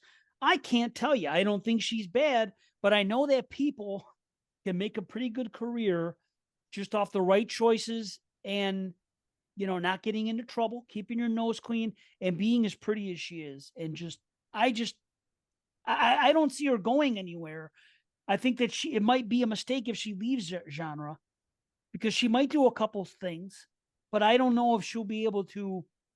You know what I mean? I think she should stay in the genre films and just end up doing. Eventually she'll segue into mother roles when she's older. What I think she could do it. I think she could stay around. I just Oh yeah, don't know for what's going to sure. happen. Yeah, But no, I no. don't I think know. I no. I think well, Wednesday was huge. I never watched it, but I heard it was great. And Beetlejuice that too. and See, Beetlejuice 2 is coming out. I mean, like there's mainstream. yeah. I mean, but it's still like It's there Burton. are a lot of people that like you know genre fans that like horror fans that love Beetlejuice, right? So Is she going to be like what's her name? Helena Bonham Carter, who chose all those weird roles. She was doing everything with because I think they were boyfriend and girlfriend. I think they were, maybe they still are. With Tim Burton, she was doing roles like that a lot. oh, yeah, She yeah, was yeah, yeah. doing like different roles like that, weird stuff. I mean, she was in Fight Club and Fincher films and stuff when they were still, I don't know, just and well, she was in the Harry Potter series, but she's still not really an A-lister. You know what I'm saying? But Well, I she is didn't know her around. by name, but I knew as soon as you Yeah, started talking about her, I knew exactly who you were talking about. right. Maybe she could do something like that. I don't think that she's fit to be just mainstream. I think that she's fit to do genre films for a long time and stepping out. I think it would be great. I just don't. But how many times do you see somebody do it? They think that they're bigger than something. They go out there and they're just, you know, they're there for a little bit, but Well, there's a then few they things like disappear. there's like they always say they're doing movies. If they're on TV, they're like, I want to do movies, and then their movie career doesn't take off. I think A David lot. Caruso did that, and then jumped back to TV when SCI or CSI CSI came It's out. all the same. And there was that other guy from CSI, the guy that played that was in Dazed and Confused. And then he got that role on that first CSI, and he's like, and it was very, very popular. He's like, I think I'm going to jump back into movies, and I don't think I can name one movie he did that Oh. thereafter. He played Slater. Is that his name in Days and Oh, you're Confused? talking about Slater? That would be Rory Cochrane. Yeah, Yeah. I don't that's know what Rory Cochrane's done. I just know him as Slater. I know he was in there and he was in whatchamacallit, Oculus as the father. yeah. I think you're right. Yeah, yeah, yeah. That was it. He So maybe that was. was his other role. Just because I know Dazed and Confused so well, I know all the actors in it and what they did. But it's like, but there you go. You could stay in, she could be like a Parker Posey, right? Or she could go off and try to do something else. But then what happens when this happens? You see actresses like, what's her name? Remember that girl? She was in May. Um, and I'm not talking about the lead, Angela Bettis. I'm talking about the other girl. And then she dyed her hair blonde. And then she was in one of the scary movies. And then she started getting typecast as like the attractive blonde girl in, oh, what the hell was that girl's name? You know what I'm talking about, right? What's the girl? Anna Faris. Oh yeah, but she's Anna she's been on Faris. a show now called Mother that I can't like I've only seen a preview for. Never watched Okay. a single episode of it. but I think the show's been running for years, and it might still be on. Okay, then maybe I'm wrong. So the way what I'm looking at it, it seems like she fizzled out. You know what I'm saying? That she got out of that stuff. She started doing this and this, and she was around for a short time and fizzled out. And that's what I think happens to a lot of attractive young females, between like 20 and 30, that they go and they have their power for a couple years and they do their stuff, but then then what happens to them? However, You, if you you, stay in the genre films, you stick yeah, around forever. well, and plus you get the genre fans are they love their like their They're actors or loyal. whatever. And if they're Yes. loyal, exactly. That's Yeah, where I'm going man. with it. And if I knew he was in something I watched recently, he was in that stupid winning, not stupid, that winning time show that I love, that Lakers show. He was only 2 episodes, Oh. but he's constantly done stuff. He was in Antlers from 2 years back. Oh Uh, yeah, right. I so he's remember been Antlers. White Boy Rick. Okay. Like he's kept Oculus. You're right. Like so, and Argo. Like he's been in constant films. Just you know, so he's doing what he wanted to do. It's just maybe not at the volume. But like I mean, there's some high profile roles there. So I guess I'm wrong. But it's, when you think about it, like when you think of certain people, you're like, where did they go? But then you look them up on IMDb, they're like, they didn't go anywhere. They're in a ton of things. I think we do that a lot of times. We're like, what else has this person been in? Or where did this person go? Right. I think Karen and All I the just did that time. with another actor the other night. I can't remember who it is right now. But then we looked at them like they went nowhere. They've been in a ton of shit. Well, look at Parker Posey. Like I said, that girl was in so many independent movies. I don't know if you looked her up on IMDb. I don't know how many credits she would have, but she would have a bunch of credits. But I think we did. And it was like 200 or something. Like, oh, let me do it see, right now. but nobody knows who she is. We know her. We're film fans. But I mean, she didn't go Hollywood, and she probably couldn't have. You know what I'm saying? That's what I'm saying. Some people have that awareness when they know, okay, this is where my bread is buttered. I live a good life. Right now, I know let's see, but it's different with Netflix. Like Jenna goes on Netflix and everybody's kissing her ass and this and that, and she becomes more known and everything else. And oh my gosh, look at this girl, blah, blah, blah, blah, blah, blah. You know what I mean? They could easily buy into that and then run off to Hollywood and get rid of, you know what I mean? Just genre films. And then what happens to them? A lot of times they don't last. But 104, 185 titles she's connected to. That means everything. 101 as an and actress. And okay, she's a Beau's Afraid from this year. I was going to ask you, what are her top credits? What is she known for? You know, they got Uh, top credits on IMDb. It shows Scream them like 3, Josie. Oh, Josie. The reason I may know them from is because I've seen these movies, and that's the reason why. Known for right Scream 3, Superman 2006, Blade Trinity, Dazed and Confused. Hollywood stuff to a degree. I mean, stuff that played Dazed, on the big screen. Dazed and Confused is the one that kind of was like that indie movie that broke through. It was kind of like Clerks, like Richard 100%. Linklater. Like if you, I think his one that he did before that, which I saw in the theater, was Slacker, and Okay. that's not everybody likes that movie, but I mean it's definitely worth a watch if you like watching. Because he's still dabbles a lot in experimental. It's almost like if his movies become popular, so be it. But I mean that's Right. what I like about him. But Dazed and Confused is probably his more accessible one. I think he did those before sunrise or before sunset movies as well. I Like think. his movies get theatrical releases for the most. I'm just saying that they're not necessarily considered mainstream. I think Well, that that's Dazed and just it. Confused is really what So there you go. definitely That crossed that's more than that. Parker. That's Parker Posey's best known movies. Those ones. Think about it. That's as Hollywood as she got. You know Well, what I Scream mean? 3 is probably as Hollywood as she got then. You know what I'm saying? Are those? What did you say? One was a Spider Man though, or did Oh, you? Superman. Yeah, that was his. Yeah, so that one there. So the one Okay. that came out in 2006 when they were trying to like jumpstart Superman again. Okay, so she was in that one. Okay, that's cool. That was her probably her biggest attempt at something mainstream. But look at all she made a good living and did well for herself for a lot of years. I don't know. Maybe she's still acting. I don't know. See, that's Well, just it she about is. There's things upcoming, and like you said, she was a Beau's Afraid this year. Like right.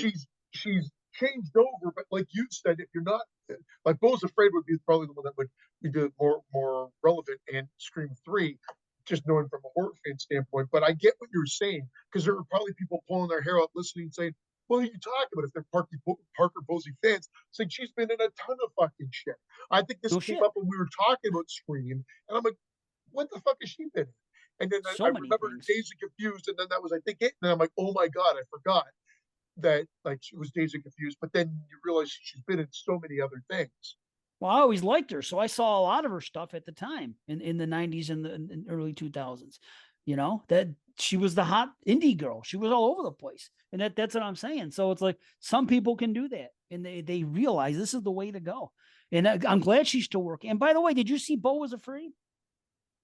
No, I Okay, I me neither. I have access to it now, but I still, because I've got to dedicate 3 hours to it, and Yeah, I was and I so I'm like, I need to make sure that I'm not distracted. I'm not considering a horror based on everything I've heard except from like two people. So I'm not going to say that's why. Otherwise, I would have watched it. If enough people said, "Hey, this is a horror movie, watch it," then I'm going to watch it. But I haven't had that happen, so I'm not going to. And speaking of that, 2023, what are we going to do? Um. Oh, no, I'll go back to that. I can regroup. Are we? We've discussed it with the year being Yep. kind of what it is. Although I do feel it's gotten better for sure. It just took Yeah. the same thing every year. I complain, and I always say that everybody else complains, and then it gets hot in this time. I got to put my foot in my mouth because it did end up happening. Maybe not to the magnitude that it's happened, and I don't see that big, huge. Usually, we get a couple real good December releases, and I don't think I know of any real big December releases coming. Again, I could be wrong, but are we going to continue our tradition? Yeah. Are we going to do I don't. 23 and 23, or are we Yeah. going to do 10? Let's just do 23, 23. Let's do it. So you're down with And I it. don't care, even if like I think I've got enough. Like, and I mean, I've liked ones that people have absolutely hated, or thought were like the Puppet Man. I like the Puppet Man, and Brandon, Jason reached out to me and told me. I said I like the Puppet Man, and Jason was like, Jason Smith was like, "Oh, that was like sort of like middling for me." And then he said Brandon says he wants to unfriend you for recommending it. And I reached out to Brandon. I'm like, "What the hell?" He's like, "Yeah, that's what I told Jason." He's like, "It was just run of the mill for me." And I'm like, "I can't. I got to tell you, the reason that movie stood out is, I guess I was like, the movie. I'm like, for you, I pulled a you. I thought the title seems weird. The Puppet Man. What the hell? Like, whatever. Yeah. Okay, kind of whatever. But I'll let it go. But I liked what they did with seemingly a very low budget. I thought the actors were decent. I liked the look of it. I liked the progression. The first hour was so solid, and it ended up having two at that, like, kind of coming up to that hour mark, two simultaneous kills that happened like at the same time, but in different areas. Happen the best two kills of the year, in my opinion, or at least, Wow, man. or let me reward that, two of the best kills of the year. And I'm like, wow, and I like applauded it. And then it went into the explanation of what was happening, and I was like, oh, oh. I'm not sure if I 100% like that. Maybe I'll have to rewatch it to see. But then I liked how it ended. So it was like all this happened to build up the hour, this crescendo, and I'm like, wow, amazing. Like, and then explanation. I'm like, oh, not on board necessarily, and then ending okay. So then what I was going with it is it left such an impression on me. I know it's going to be in my top 20 or in my top 23 because, Mm-hmm. again, I don't know where we'll place. I haven't done all that yet, but I am deciding not to rewatch most of them. I'm going to go on my first Ooh, my first instinct of interesting. where if I liked it or whatnot. I just don't have time to go back and start Fair. rewatching everything. So I still have a few to watch. So then it was coming to, when are we going to record it? Because I think we should let the year close out and kind of record it after, maybe Yeah, early in man. the new year. I'm down. I'm just gonna start the rewatch season now. There's probably, honestly, I'm going to look. I'm going to look at my 2023, and I'll tell you this: Do you know how many you've watched Uh, well, I can tell you in offhand? 2 seconds. Well, okay. I've watched 58 at this point. Now, of that 58, I'm going to tell you how many are 7.5 or higher, because that means they're probably going to have to be rewatched. But you come up with your numbers. 66 66. What am I? so far. 58? Okay. Yeah.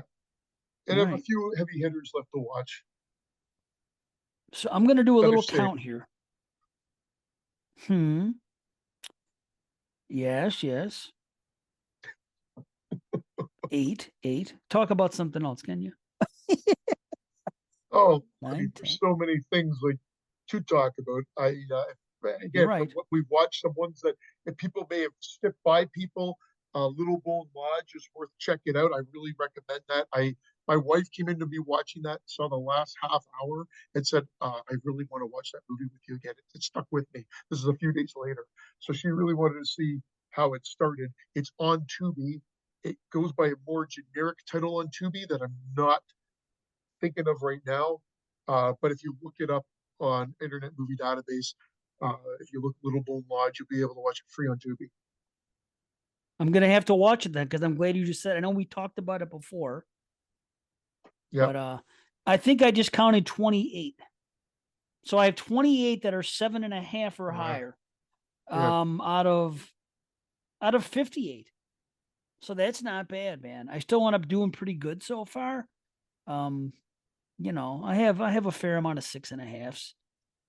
I think my lowest is probably I got a couple sixes. I might have a five in there somewhere. Did you ever You know, watch those? As we were said, we talk about what we've watched, and whatever. Did you end up ever watching those third Saturday in October movies? no, I did not. So I actually liked them. I liked five more than one. So that was the joke, is that they did this. And it was kind of like you're missing the slasher one, and one was supposed to be like a lost '80s, and the one was like a '90s sequel and whatnot, and sequel prequel. And I thought the original one, the aesthetic, the way that they made it look was good. I thought they focused way too much on trying to make character development, and so it ends up being a little boring, but there are some decent kills to be had. Uh, I think they should have played it straight. I think the one thing is they sometimes I think they try to go for less, but they don't do it consistently enough. That's labeled as comedy horror, where I think they could have just played it straight and let the comedy come out natural, like a blood Yeah, like a blood rage. You know what I mean? Like that stuff. right. Whereas here they're trying to force it. Part five I thought was a little bit more entertaining. I don't want I to think bring I've down heard the that. ratio, but I would recommend. I liked it. I don't know if it's. I don't think it will make my list, but it was. I enjoyed my time with part five. Obviously, if you're going to watch part five, they're on Tubi for free. You might as well watch the other one as well. But Right. I think I liked part five more. I thought it was a little faster paced, and delivered a little bit more. Are they So slashers? yeah, for sure they'd be considered slashers. Okay. All right. Then we'll get to that Phantom next. Fun World. I read something that led me astray, made me think it was going to be good. I watched it, and I can't recommend that one at all. Would That's you on say Fun World? Phantom Fun World. It's on Tubi as Phantom? well, I don't watch anything on Tubi. Oh, I shouldn't say that. I don't watch Tubi originals. Okay. Interesting. and it's a slasher, but it was really, for the most part, poorly done. Yeah. Like Nah, I just ain't gonna not mess worth with it. anyone's time. Like I think I brought no, I did I bring it up on the show, or just I think it was in chat because we've been gone for so long. A low True. budget one, and maybe I did bring it up last show, so I apologize, was called The Hopewell Haunting. Now, this movie is not great. It's a very low budget film, but I thought what this guy was able to achieve on a low budget, I'm interested in seeing what he has to do next. He achieved a Texas Chainsaw style aesthetic, like the original, but the movie's very slow, and some people might want to come beat me because of the fact, and it felt like there was no payoff. That's the problem. But Hmm. he managed to create an atmosphere. And I thought, you know what? I give him credit for that with Working Food, which was seemingly a low budget. I looked everywhere to try to find out if this movie was shot on film. because if it wasn't, it was one of the best full digital films that that that copied the aesthetic. Whereas I actually think it must have been filmed on a Bolex, something that was 8 millimeter, 16 millimeter, because it looked too much like film for it not to be. Hmm. Okay, So man. underplayed acting, so like it's not overacted, but then you wish just give it a little adrenaline shot for a couple of the characters, but a good atmosphere, a good tension in certain scenes, but not enough to recommend it as a full feature. But I wanted to put a spotlight. I guess it should be wait until the year-end show for that, but it's just one of my watches. So I'll Yeah, throw it together. I was just gonna look at all of my watches and recently and just kind of go through them and say what they were and whatnot. Because I have that, I have slashers, I have 2023, I have slashers, I have documentaries. I want to talk about some of the Christmas stuff that this list I had to make. Yeah. What else did I say? I got these 2011 that I have to watch now for 22 shots. So I have all these things going around, man, and all these documentaries I've been watching as usual with the wife, and that's been stuff. Hey, But I know you're a found footage fan, so I told you I watched Project Fear and or Project Eerie, and I didn't mind it. But you heard that people said to avoid it. Again, low budget, but I didn't mind it. But I guess it was in my state of mind. I ended up because I think I watched um I was on a Tubi binge in that time frame, and I think I watched and the one I just talked about, Hopewell Haunting, uh, mhm. right back to back. And so, you know what, for no budget type Hmm. movies, I enjoyed both of them. Uh, and The Outwaters, I know you probably watched that. Did you not? No, I skipped it because all the found footage people shit on it. So I figured not why So it's bother. very interesting. I got to tell you, a lot, a lot of fucking buildup. That it's a little dull, and then Hmm. when it gets into the craziness, goes on the craziness, bandwagon a little too long for my liking, and it's like one little light dot that you can see, like the image or whatever. But it it stuck with me a little bit. Like there's something about it that stays with me. Again, I don't think it's going to make my top 23 days, but Right. it was actually better than I was expecting it to be. And I could sort of Shit. see why maybe there was some fanfare around it, or did that is that one is that the one that went to Shutter? Um, did it? Probably did. Probably did go to Shutter. It sounds like it may have. Yeah, a Okay, lot of people watched it when it first came out, and I just didn't. And then I didn't hear much good about it. I didn't hear much good from the found footage folks. I'm like, well, then yeah. no. Then I mean, it's not high on my list by any means, but right. it was better than I expected. But again, for found footage, remember, I'm not like I keep my expectations fairly low. Uh, and again, I go the other way. The new Hell House, everybody seems to love. I was like Good. kind of ho hum on it. Yeah, I'll tell you what. The Hell House. If I watch all four in a short time, which I did, you know what I did? I watched the new one, and then I went back and I watched the first, the second, and the third, and the new one again, which is a okay. prequel, actually. But I really like the world that has been built by that director and what's going on. It's I'm not saying I'm not putting it on par with Paranormal Activity, but the way I talk about the connectivity of the Paranormal Activity movies and the way they work, I think it's really cool. And I think I really like what they do.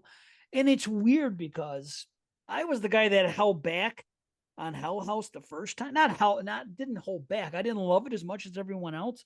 And now, I had to get over something and I got over it and I do like it more now. But here's the weird thing. A lot of people like the first one and don't like the sequels but do like the new one. But like 2 and 3, a lot of people don't like them. I watched them and I liked them both. Matter of fact, Oh, I liked yeah. the I like. second one was go ahead. I think two is my was my favorite. I think Chris and I said that two was our favorite one. I think I'm going by Wow. memory, and then three was our least favorite of the time. Wow. See, I'm But we opposite of still like. everybody. I'm opposite because okay, the first one's the best. And then I gave the second one, they're all 7 or higher. So that's what I'm saying. 4 movies for me. The first one I give like an 8, 8.5.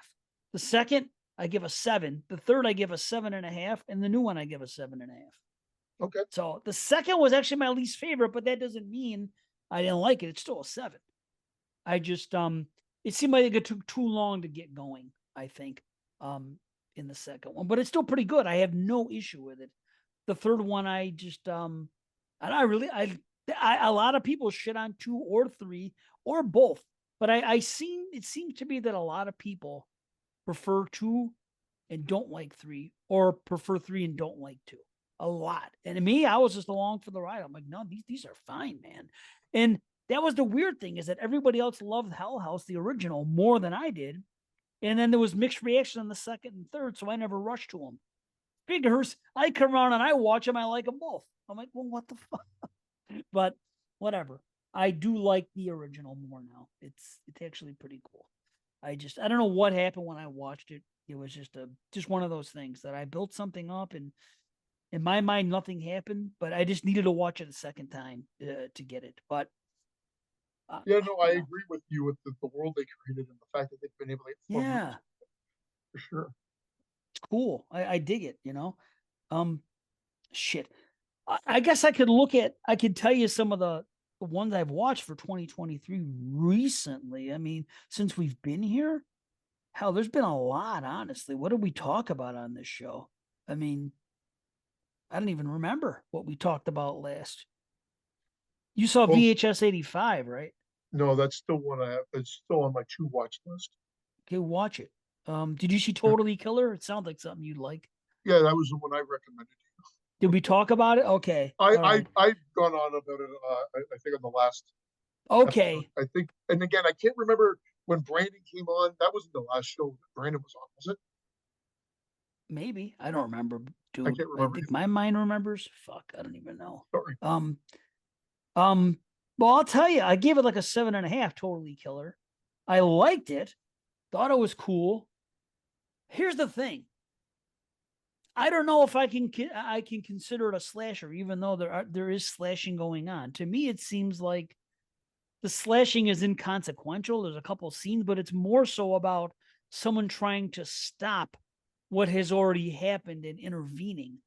To me, that doesn't feel like a slasher movie. Do you get what I'm saying or no? I Because always hear what you're saying when we're having this discussion, but I think what happens is they're using the slasher as the basis, and they're trying to make something different to not give us the same old thing. So I know what you're saying. Just like Bad Dream.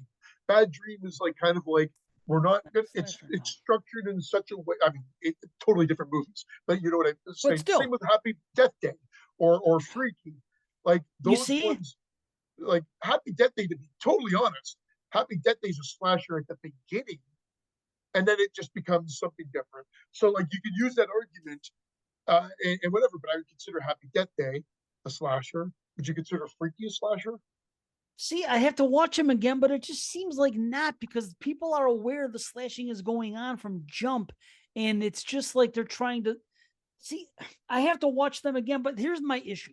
If I give this movie a 7.5, clearly it's going to show up on my top 50, and you're the slasher too, and it's going to be ahead of movies like fucking movies that I think are pretty good slashers, but are actual slashers in every sense of the word.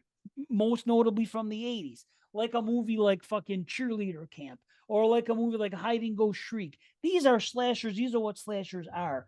For me to come in and say a movie like Totally Killer or Happy Death Day is better than those and more representative of a slasher just doesn't feel right in my heart of hearts. Do you get what I'm saying? It's like, I do, and hmm, you can always use that as your argument when we introduce the show. Although we're talking to the audience right now that's going to be listening most definitely to that show. But I mean, I think the reality is that you can stick to it. I have to just figure if I go the route where like Texas Chainsaw, like some people, of course, it's a slasher. I'm like, no, it's not a slasher to me. That's like a no, I backwoods agree. cannibal, like whatever. It's a totally different feel. Correct. But Like Totally Child's Play. Killer, Totally Killer feels like it falls in the slasher realm for me. Yeah, And see, I can't explain it. Like it just seems to fall into place that way. But I'm not saying I disagree with what you're saying. I just could argue that Totally Killer would fall there, whereas a lot of like a wrong turn would not. I'm just not ready to heap that kind of praise on a movie like that. Like we've seen slashers in the 2010 era, and now we do see them. It isn't like I'm saying you can't make one. We've seen fucking Girl House, and we've seen Headless, and we've seen these are fucking slashers to me. I see them, I watch them, I see people getting picked off, I see a final girl, I see a showdown at the end, I see everything that makes up a slasher to me. But then when you put all these other elements in there, like slasher spin-offs almost, it just doesn't. I just don't feel comfortable lumping them in as straight up slash. I wish I could find a good comparison that would work more. But off the top of my Did you head, see I can't. Final Summer from this year? No, I ended up skipping it. Is it worth Oh, checking? okay, well, here we go again. It's a slasher. It's a slasher film. Here are the pluses: decent production value, horrible kills. Ah, They show kills, but they're just horribly done. But it's a true blue slasher in the way that you're okay, describing it, in the sense of like set up, play out, conclusion. For the most part, there's a lot more people involved, and there's a realization that the killing's going on before, with a lot more people alive than dead, typically. But it's a slasher, and it looks decent. Like I wish I could have the budget for the look of it, but almost everything else they do, from acting to dialogue, to, I'm not saying all the acting's bad, but there's acting issues. There's a couple of editing things that drove me a bit crazy, but the illumination at night, and their use of the footage, and look at the killer are okay. So right. it's a mild recommend from a slasher standpoint, but I think I'd rate it like a 5.5, 6 out of 10. Eh, I don't need to You know what I watch mean? it then because it's not going to make my year of the slasher list, and it's not going to make my 2023 list. I can't just watch any slasher just because it's a slasher. But here's a question: Yeah. have you seen We Might Hurt Each Other? That's from this year. No, so do I need to put that on the list? It's a German slasher. Or is it Lithuanian or German? Let me see here, because I did watch a Lithuanian movie recently, so I may be getting confused. Um, we Well, might hurt I each could look other. into that as well, but it's so It's good. also known as Pensive. It's also known as Pensive. But let me tell you something. I'm just going to read you the synopsis. After classmates destroy life-size wooden folk art statues during a wild high school graduation party at a remote cottage, a mysterious killer starts picking them off one by one. Okay, Yeah, that is true. And I give this movie a rating, which is probably going to, by rating alone, would make my top 50, the new top 50, based on, because I know it's probably going to start at least 7. You know what I mean? Just because. yeah. I give this movie that rating, but I don't give it that rating because of the slasher elements. I give it that rating because of the direction it goes in the third act with a couple of characters, which I haven't seen before, so it makes it notable to me. So I'm like, okay, there is slashing that goes on. Yes, yes, there is. The slashing is fine. It's good. But the reason I like the movie is not necessarily because of what happens in the slasher elements. It's because of the other stuff that I said. So it's like, yes, I give it a 7, but I don't think I can, in good conscience, put it on my freaking slasher list. I just have that feel that it just, it's weird. It's weird. Just like that other movie. What was that other movie? Lake Bodom. Oh, I really That like was a that. good flick, Yeah, right? It's considered a slasher. But if you think about it, was the reason you liked that movie because of the slasher elements or because of the other character stuff and the other stuff that was going on there? It's been a while, so it's not easy for me to say right now or fair to ask. yeah. I But know, and it's going to be difficult because there's a lot of those that I have to go back to visit because we've opened it up to foreign slashers. But again, I think it's how to deviate from the well-established slasher formula, but still stay within that realm. Because I think that they're trying to make it different, so it's not just the same old thing, and that's what makes it refreshing and why it probably stood out. So I don't want to like hindrance I changes know. because of that. Whereas Like like there are other ones I agree with you. Like there's too many things that are classified as slasher that are just not. like you might be the killer. There's slasher elements in it. They talk about Final Girl and what's going to happen. But the thing is, of course, they say that about Scream too, and Scream's obviously a slasher. So it's just kind of tough because it's like you're watching it and you're like, this doesn't really feel like a traditional slasher to me. There's elements of See, it and they talk about it. I would give You Might Be the Killer the pass as well to be in the slasher thing. Probably. It's Yeah, just a question I had. It's been a minute since I've seen it. Now, a movie like The Final Girls, to me, that is a slasher. They yeah, go in there, they're aware that they're in a movie, right? But they're unaware of if they might be bumped off or who's getting bumped off next or any of that other stuff. So they're still victims. Where a movie like the other one that we just saw with Kieran Shipka, she knows everything that's going on and she's a step ahead of everybody and she's trying, this is supposed to happen this night over here, we're going to go over here and try to prevent it from happening. You're seeing the movie more from their perspective than the slasher victim's perspective. That's what I think the yeah. word is. Anytime you take a movie and you're not focused on the victims, the final girls, the kids, the group, you're focused on either A, the killer, or B, another entity that's trying to prevent it from happening or do something. That to me is what separates it. That's the easiest way I could put it. It doesn't feel like a traditional slasher. You think of Friday the 13th. You think of how it doesn't have to even be 80s. There's been movies Well, made we consider slasher that weren't that 80s. would be your differentiation, the traditional slasher. But again, that makes it even more difficult for people. I think. Like I mean, remember, we got a little bit of heat when we said we were taking Texas Chainsaw Massacre off of it because that was Right. even freaking North American. People said, "Well, what else? What else could it be?" I mean, you and Child's Play, for instance. Like I think we did include it, but you're like, you said, "Well, I consider that, the killer doll, uh, Correct. That's my gimmick. Yep. It or whatever." doesn't feel like a Uh, slasher to me. You're focusing on a child and a doll. You're not focusing on the victims getting bumped off, really. You're focusing on one person that knows it's going to happen. Although I guess you could say that about Loomis and Halloween. One person knows it's going to happen and they're waiting for him. See, it gets tricky, yeah, you there's certain know? ones that definitely get tricky, but like I said, I could easily say Wrong Turn series, Texas Chainsaw Massacre, they all fit in kind of the same realm. Right. And it's its own realm. Of course, there's a horror typically, not always, but involves like killing and blood and whatnot, and maybe just not like in that standard way all the time. But I'm just saying those ones deviate, they differentiate a little bit more so. And then we've got the ones that are like Psycho and Madman or Maniac. Like first Psycho, I can't necessarily say it's a slasher film. It's the prototype for it, but it's still like looking at the deceased mind It's a and character whatnot. study Whereas based upon a part book. two, part two and three, I'd say are slasher films. Fair. Yes.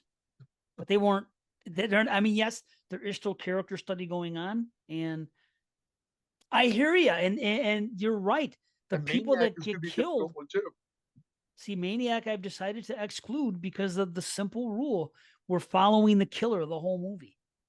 That to me does not just seem like a slasher. It just doesn't. You don't follow the killer in his day and know nothing about the victims.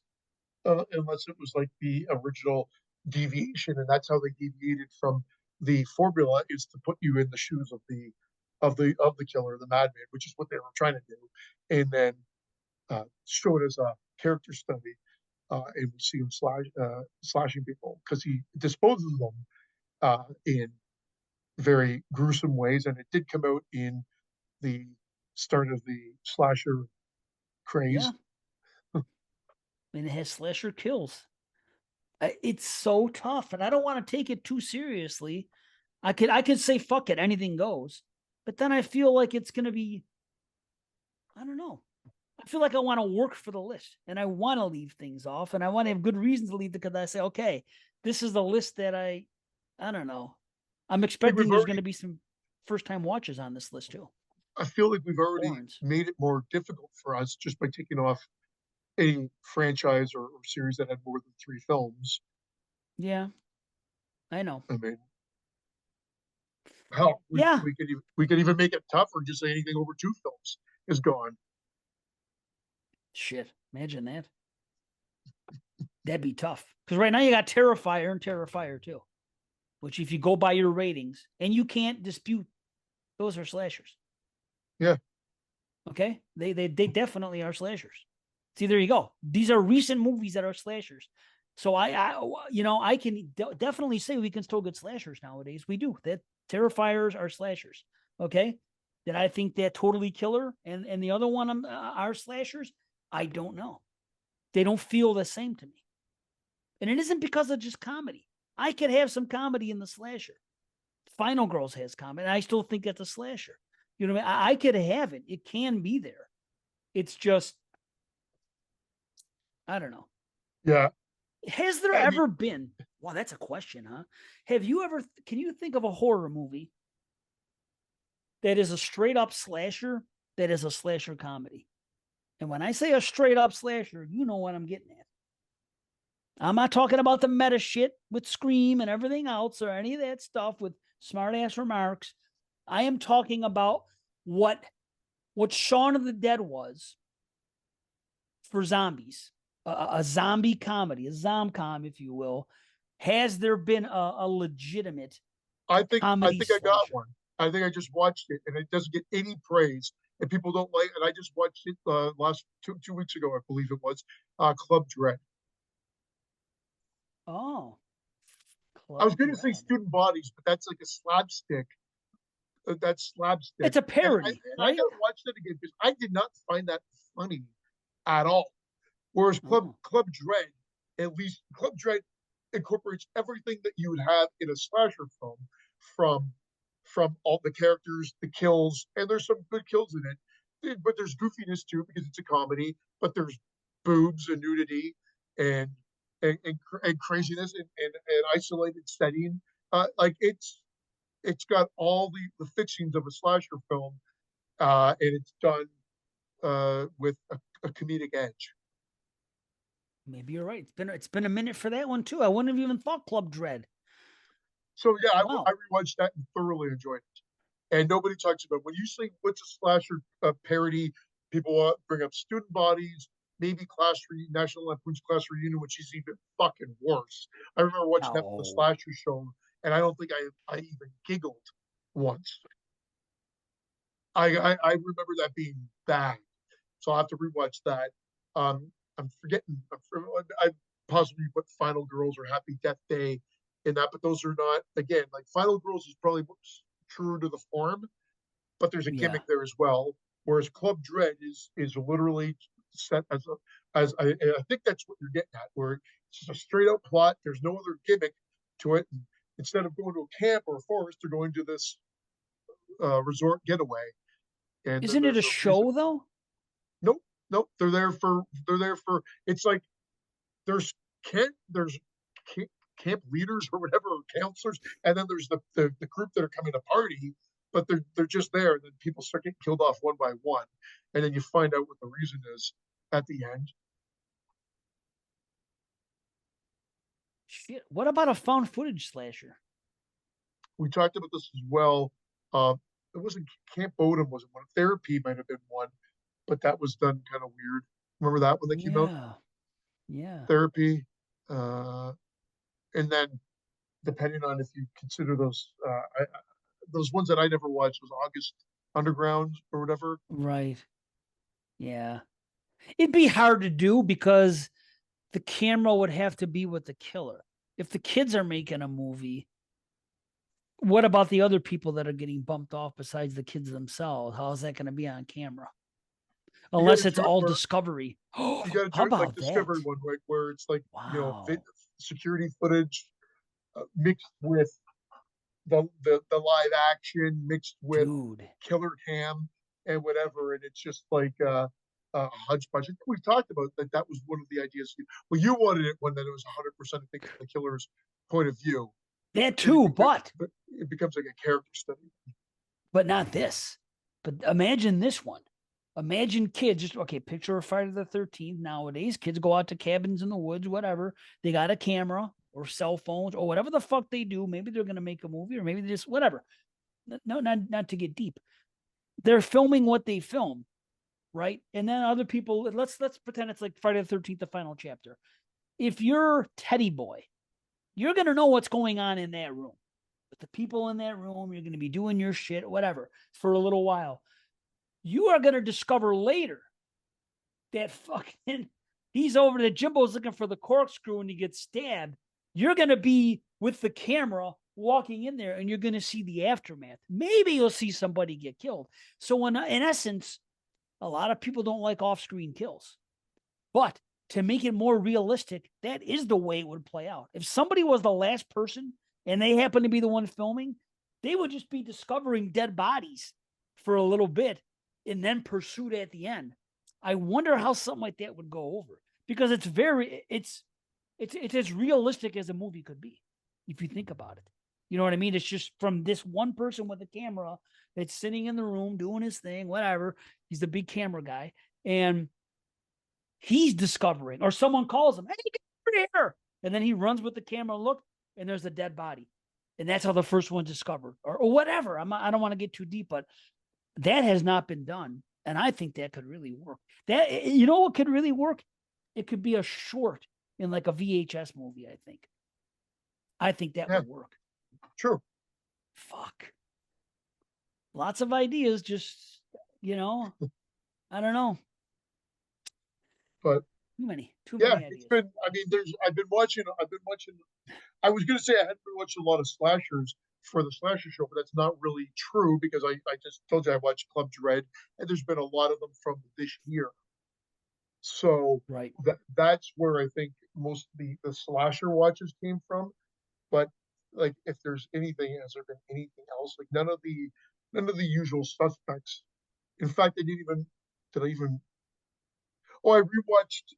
Well, yeah, the third Saturday in October, the two from there, Final Summer, Killer Book Club, Phantom Fun World, Club Dread, and then I rewatched Random Acts of Violence, which is another one that is hard to get. Like, again, I don't know what else to categorize that as other than a slasher film, but it's not. It's set up differently in the sense of like you're following this group of kids that are going out, and by doing what they're doing, they restart the murder spree of the killer, which is directly linked to one of the main characters. So you can't say anything but a slasher film. Yes, you're right. See, we got to sit down. Maybe we should just allow everything, because how can we allow that and then I can say Totally Killer doesn't count? We're gonna because otherwise you just argue stuff. Just allow it under the franchise, the extended franchise. Allow it all, and like not because I mean, who am I to say that Maniac is like Mood thinks Maniac is the best slasher movie ever? If Brandon says the Maniac remake is still his favorite slasher movie, who are we to say no? And then no, that's not on the list. It'd only not be on the list if there was two more of them. But the fact that there's only two Maniacs, they could be on the list. I still don't see Bad Dreams as being a slasher based on the last few I saw. I was like, well, nothing's happening here slasher wise. But anyway, I'll tell you what I've watched so far as slashers. Blood Song, 1982. Unhinged, 1982. Graduation Day, 1981. Silent Rage, 1982. Shredder, 2001. Bad Dreams, I'm not counting it. Dead Tone, aka 75. What year was that? Did you see that one? No. Okay. Dead Tone 2007. Yeah. Oh yeah, did you recommend that one? That was, I think. Yeah, I would say check it out. Someone recommended it. I remember that. I would say check it out. Yeah. Headless, Killer Party, and We Might Hurt Each Other. Those are the ones that I have right now. So I'm working my way up. 2023s, on the other hand, would have been. You probably seen everything I saw recently. Maybe not though. I have a way of seeing others. Let's see. I'll just run down. Totally Killer, Pope's Exorcist, Brooklyn 45, Blood in My Mother's Skin, Five Nights at Freddy's, Suitable Flesh, Hell House, Angry Black Girl and Her Monster, Renfield, Thanksgiving, Landlocked, Family Dinner, We Might Hurt Each Other, and Sister Death. That's what I've watched. I haven't seen Sister Death or oh shit, there was another one you mentioned there. How'd you like Family Dinner? I enjoyed it. It was okay. It was okay, not I great, but enjoyed it. Not very light on the horror. Like it takes a long time. Like you kind of suspect you know what's going on, and by right. the time it gets there, it takes a long time to get there, and then the horror's all in the last act. Yeah, but Really. the feeling of dread is there throughout. You know True. something is up. I'm okay with that. It's Yeah. not gonna make my list or anything. It was fine. You know, I had a feeling I would like it enough. Uh, did you The see one Thanksgiving or not? I haven't seen. That was another one of the heavy hitters. The heavy hitters. One of them I've been saving. When Evil Lurks. Oh, Thanksgiving, right I on. just haven't had a chance to get out to yet. So Thanksgiving would be the other one. VHS 85. There's other ones to watch. I'm just saying these were some of the ones that the more mainstream ones. I watched that Pet Cemetery sequel. Again, Hmm. liked it. Me Nothing too. wrong with it. Not gonna make my list. It was fine. I enjoyed it. I thought it was well produced. Yeah, Um, I was fine with it. I apologize. Another low budget one that you could skip. Children of the Night. That went somewhere I was not expecting to go at all. Just Hmm. another low budget 2B one. Um, Courtney Gets Possessed, not more comedy than horror, and not even that funny for that matter. Um, Worth checking out. And Brooklyn 45, based on you guys raving about it or saying it was worthwhile. I I enjoyed it. liked it. I Yeah. enjoyed it. It kept my interest. And again, for a single location film, Hmm. for the most part, like I mean, well done. Appendage. Did you watch that? Yes, I liked it. Yeah, so did I. Yeah. Yeah, I enjoyed that. And then I said it before. If you're a fan of Last Shift or The Last Shift, check out Mullen, See, which you're is the only guy that I know that's seen it that says it's at least as good, if not better than everyone else that I've talked to. They've all said it's fine, but it's not as good as Last Shift. I don't know why he did it. That's what well, everybody I don't know. said. I was perplexed as well. Why are you making your own film but not necessarily Right. adding that much more to it? But it's still well done. But there is a big Yeah. question mark as to why. But should you not check it out because of that? No, I think the girl did a great job here. It's gory, it's creepy. The final monster is something right out of Hellraiser. I mean, there's enough Oh shit. there's enough to I think recommend it for people. And then another one that I didn't even think was horror. Well, I did think it was horror, and oh no, it's one of these movies. So maybe it's just the title, but it's been categorized as horror. I watched was A Haunting in Venice, and I enjoyed it quite a bit. So you do consider it horror? So here's the thing: I don't want. I'm going to be very. I'm going to dance around. It was really well done. I enjoyed it. It's well directed. It's Kenneth Branagh, who did Mary Shelley's Frankenstein, and done a ton of Shakespeare things, and has been Isn't it part of a trilogy or yes, something? it is. So it's part of a trilogy, and and he's playing that same character, the detective. But what this one is, it's about a haunting, uh, and so it's a big aspect of the movie, and it's played out like that. So take it for what it is. And part of his detective work is to figure out if what's going on is truly going on or not. Okay. But it leaves question marks as well. So I'm going to Hmm. count it, and I You're gonna think count it. yeah, yeah. Okay. Well then, But it's definitely it's a PG one, but a PG one, and they put if you were to see this in the theater, there would have been jump scares based on things that happen and sounds that happen that would have probably freaked people out. That yeah are effective at home, especially if you have a good sound system as well. So okay. So it's I'll have to watch it's it. a well made, well acted film, and I just don't know if enough people because of it be part of that trilogy or whatever. I figured a lot of people would have been like, "Oh, no, it can't be," and I could see why, but I think there's enough there to make it part of the list. Okay. Shit, man. I saw Suitable Flush as well. I liked it. Here's my thing. Yeah, I I liked it liked it. too. Didn't love it. It's not great, but I liked it. But once again, this director has done something that he did with his last movie, where in the third act, it's so fucking predictable and so run of the mill where everything's gonna go. It's that Joel Lynch guy.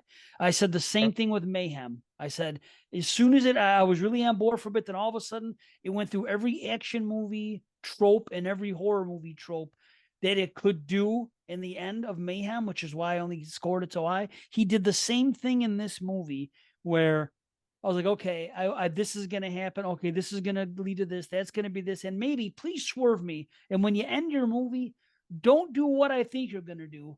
Do the opposite. And he didn't. And I have figured something out about myself, and this is it. It isn't that I always want dead babies and dead animals. It's just that I want whatever is against the norm. So if I'm watching a movie where, how can I say this? There are certain types of movies where when I watch them, I have a good feeling based on what's going on that all these characters here are going to survive the movie based on the kind of movie it is. It's like a supernatural movie and a haunted house. And I have a feeling that everybody's just going to live and this is going to happen and that you think something's going to go on here, but in actuality, it's going to tie itself up here sometime. And then I see other movies that it's like, okay, this is going to happen, but it's so predictable that it's going to go this way that how about this time you give me the happy ending? It isn't that I always want the down ending, is what I'm getting at. What I'm getting at is this, and I figured this out watching some other movies lately. When I'm watching it, I want to be swerved where if I think it's going to be a happy ending, crush it and give me a fucking sad thing. Or if I think it's going to be a sad ending, swerve me and then say, nope, you thought this was going to happen, but nope, we're going to have it end regular and life goes on. That's what I want. I don't like watching movies and it being Play, formulaic. play with play with the conventions. I get it. I love that too. So when Yeah. someone does that, I do like it. Did you end up seeing Dark Harvest? I can't remember if I brought this up on the last Yes. episode. I liked it too. I really enjoyed that one. And one that you said you liked, you couldn't remember that you saw it was The Boogeyman, and I Yeah. saw it, and I was shocked because a lot of people were saying generic, generic, and so be it. Even if it was, I actually enjoyed it. I thought there I was liked enough it heart. too. They put heart in it, and that's again, if you're going to be generic, then at least make me care about the characters, and they did. And I liked the way that they established it. So that I was like pleasant. I was actually surprised how much I enjoyed that one. And another one I watched is way back when it came out was Insidious, the Red Door. A lot of people were not too big on that one. I really like that one. I think it might Right be on. right up there with like the first one stands above. I like the second one. I know you're not a big fan of the second one. I actually don't even have a problem with the third. Maybe even the fourth one was okay, but nothing that I remember being to take home. I think I like Right. this one as much as the close to the first. Not as good as the first, but it was a standout for me. I was shocked at how much I enjoyed Wow. this one this year. And again, it was because of the heart and what they did with the characters. You know, they continued the evolution of the characters and what maybe could have happened with them, and I and they brought back the boy that was in the first movies as well and whatnot. Huh. So I actually really enjoyed it. I thought Patrick Wilson did a great job with the direction of the movie as well. So Nice. I don't know. It Shit. was it was better than I was expecting. But again, I'm in the minority. I think for that, I don't know. The only other person I remember saying they enjoyed it was Ram Man. Okay. So, Well, but I was, again, another one that I was like, well, maybe this is the year generic for me because I enjoyed it. And my family did too. My son and Charleston I watched it with both of them, and they enjoyed it. I think I may have mentioned this on the show because that's going back a ways, Maybe. but I think I've hit every one that I've watched. I watched The Passenger based on, I think, your recommendation and Jason Smith's recommendation, and I liked it. I didn't Yeah. love it. I liked it. I liked the acting in it, but I thought the message was a little muddled, and I'm not too sure if it really surprised me or did anything Okay. different. But I liked I it. forgot what it was now. That's why I got to watch it again. Well, it was the one with the shootout. Um, Spoilers, everybody, just because as I said that, I like, so hopefully I didn't ruin it. But at the beginning in the fast food joint, it starts with that Oh. Yeah, I like that. because Okay. I remember. that opening is great. That Yeah. opening, my mouth dropped. I'm like, okay, here we go, and then Oh yeah, they I go was to the along for the school. along for the ride, no pun intended. Yes. But then at the end, I'm like, I'm usually not the one that says, "Oh, that message was muddled." I'm usually fine with it, but if for some reason I just was like a little, wasn't too sure that the ending encapsulated what they're trying to go for me Okay. anyway. Well, I'll see it again. It has a rating that means I got to watch it again. It's one of those, so I'll know. But it's worth a watch for people. I just didn't like how it played out. Right. Yeah, I'll get to it. I'll get to Yeah, it soon. I think that sums up everything. Okay, well, here's my question. And this is my watch list. Movies that I haven't seen yet. Tell me if you've seen them and if I should see them. Right now they're all on the fence, but they're probably going to be watched. So Enys Men, ENYS. You know that one? No, Oh, well, there you you go. watched it, or these are ones you haven't. No, it's on my watch list. It means I'm going to watch them Sorry, next. sorry, I got a text right when you were explaining that to me, and I got distracted. It's okay. Okay, I think I've seen the poster for it, but I haven't seen it. No, ENYS Men. Well, it's 3.1 on freaking Letterboxd, and it's got a lot of good ratings. So I don't know why I was skipping it, but I'm not skipping it. The elderly, Viejos, actually. Where's nope. it from? Not a lot of people have seen it. It's 3.0, and only 4 people of my friends have seen it. And they're rated at a 4, a 3, a 2, and a 2.5. So it's all over, but it's a 3.0 on Letterboxd, 367 reviews, Mm. Spanish horror movies. So I'm thinking I should watch it. The elderly. Okay. The Blackening, I'm gonna see it. You said to see it. I just been Yeah, waiting. I want to but watch it with my family. again, what that's one for the family. Your Right. enjoyment might go up there. I don't know if it will be list worthy, Dave. I Right. don't think you're going to be like, oh, this is a fucking piece of shit. I think it's going to be Right. Right. like, I think you're just going to be like, oh, that was fun for a watch. I don't think I ever have to watch it again, but it Fair. was a good watch, a fun watch. Okay. Hunt Her, Kill Her, which may or may not be a horror movie, but somebody told me it was. So, but I don't know. Don't know if I should watch it or not. Hunter Killer, it's got a 2.9 on Letterboxd. How about Satanic Hispanics? Did you see that one?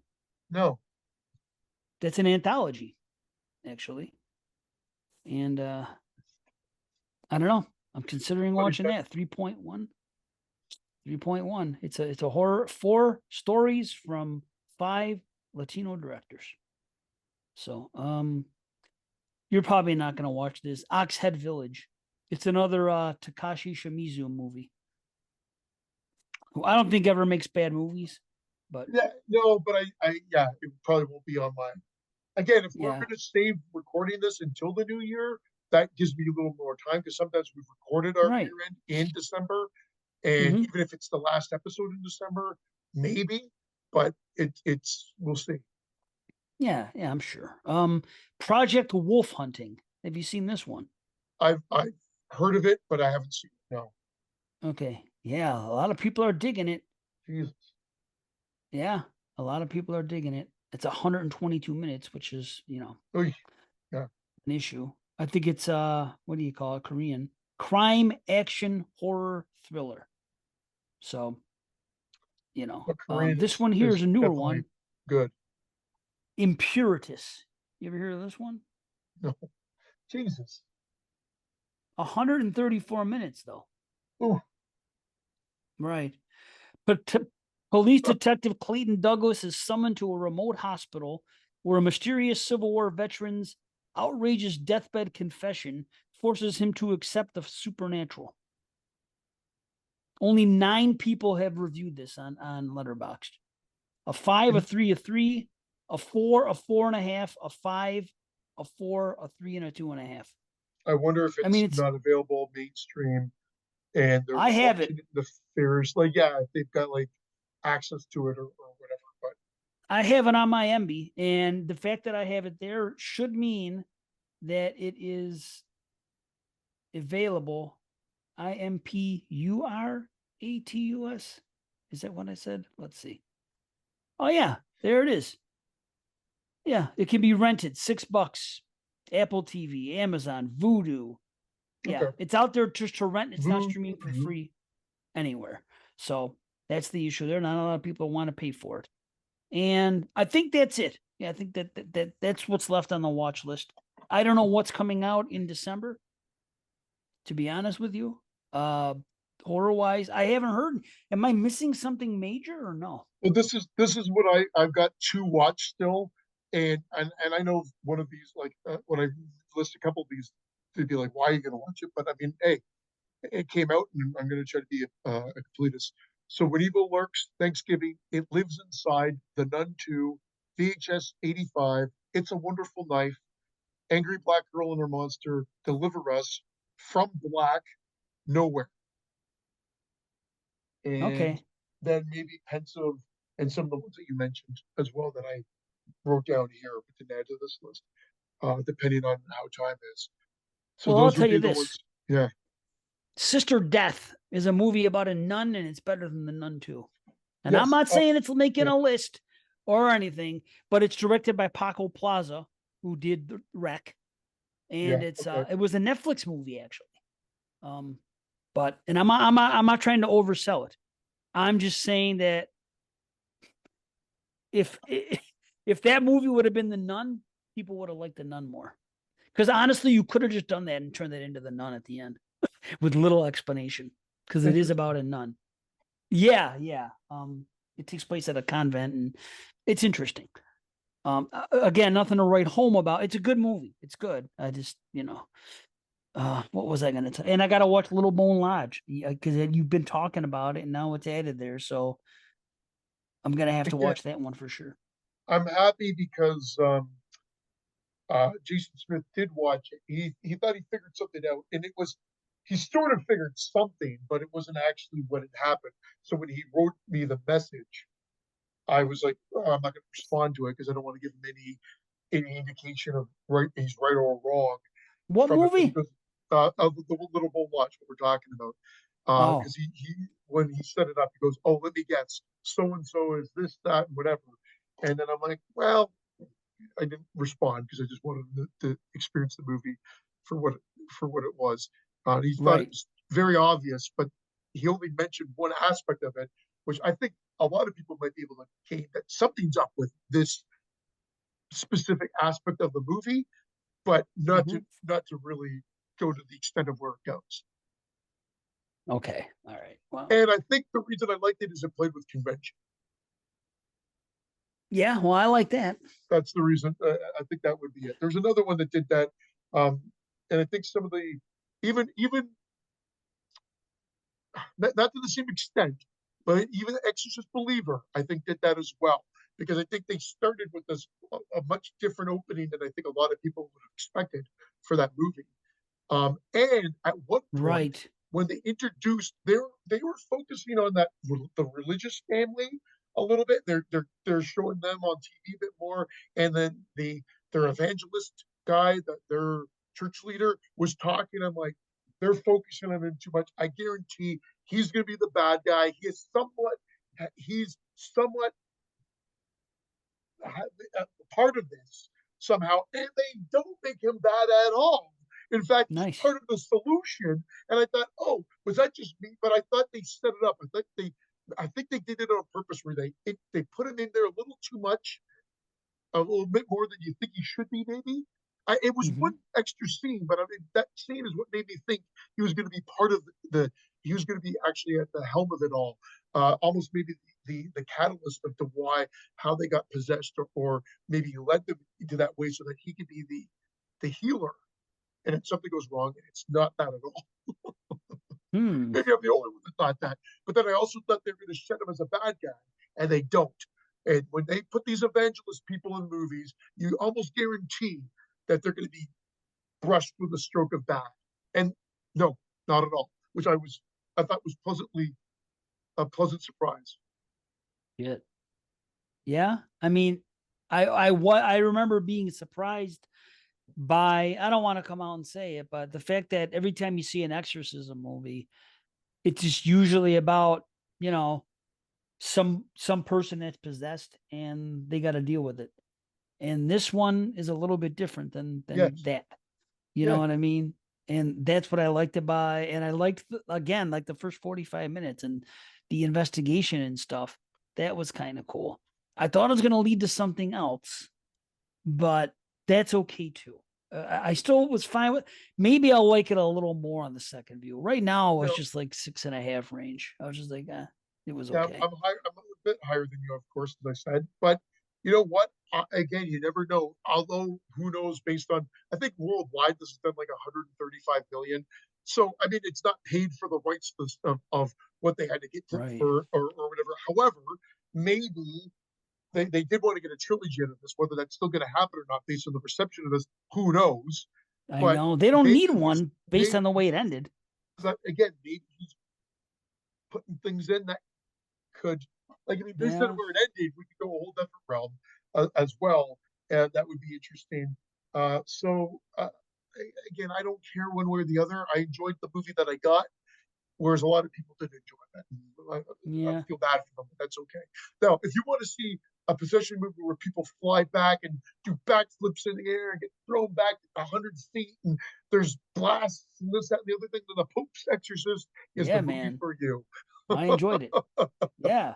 Better than I thought it That's was going to be. that's the one. I I'm thought it not was saying, and good. I liked it. I liked it too. I liked it too. Yeah. But I mean, you want that type of possession movie where, to be honest, it's like uh, generic possession movie. Check, right or wrong. I'm not saying I like the movie, but it's a big check mark because it checks everything off because everything's amped to 11.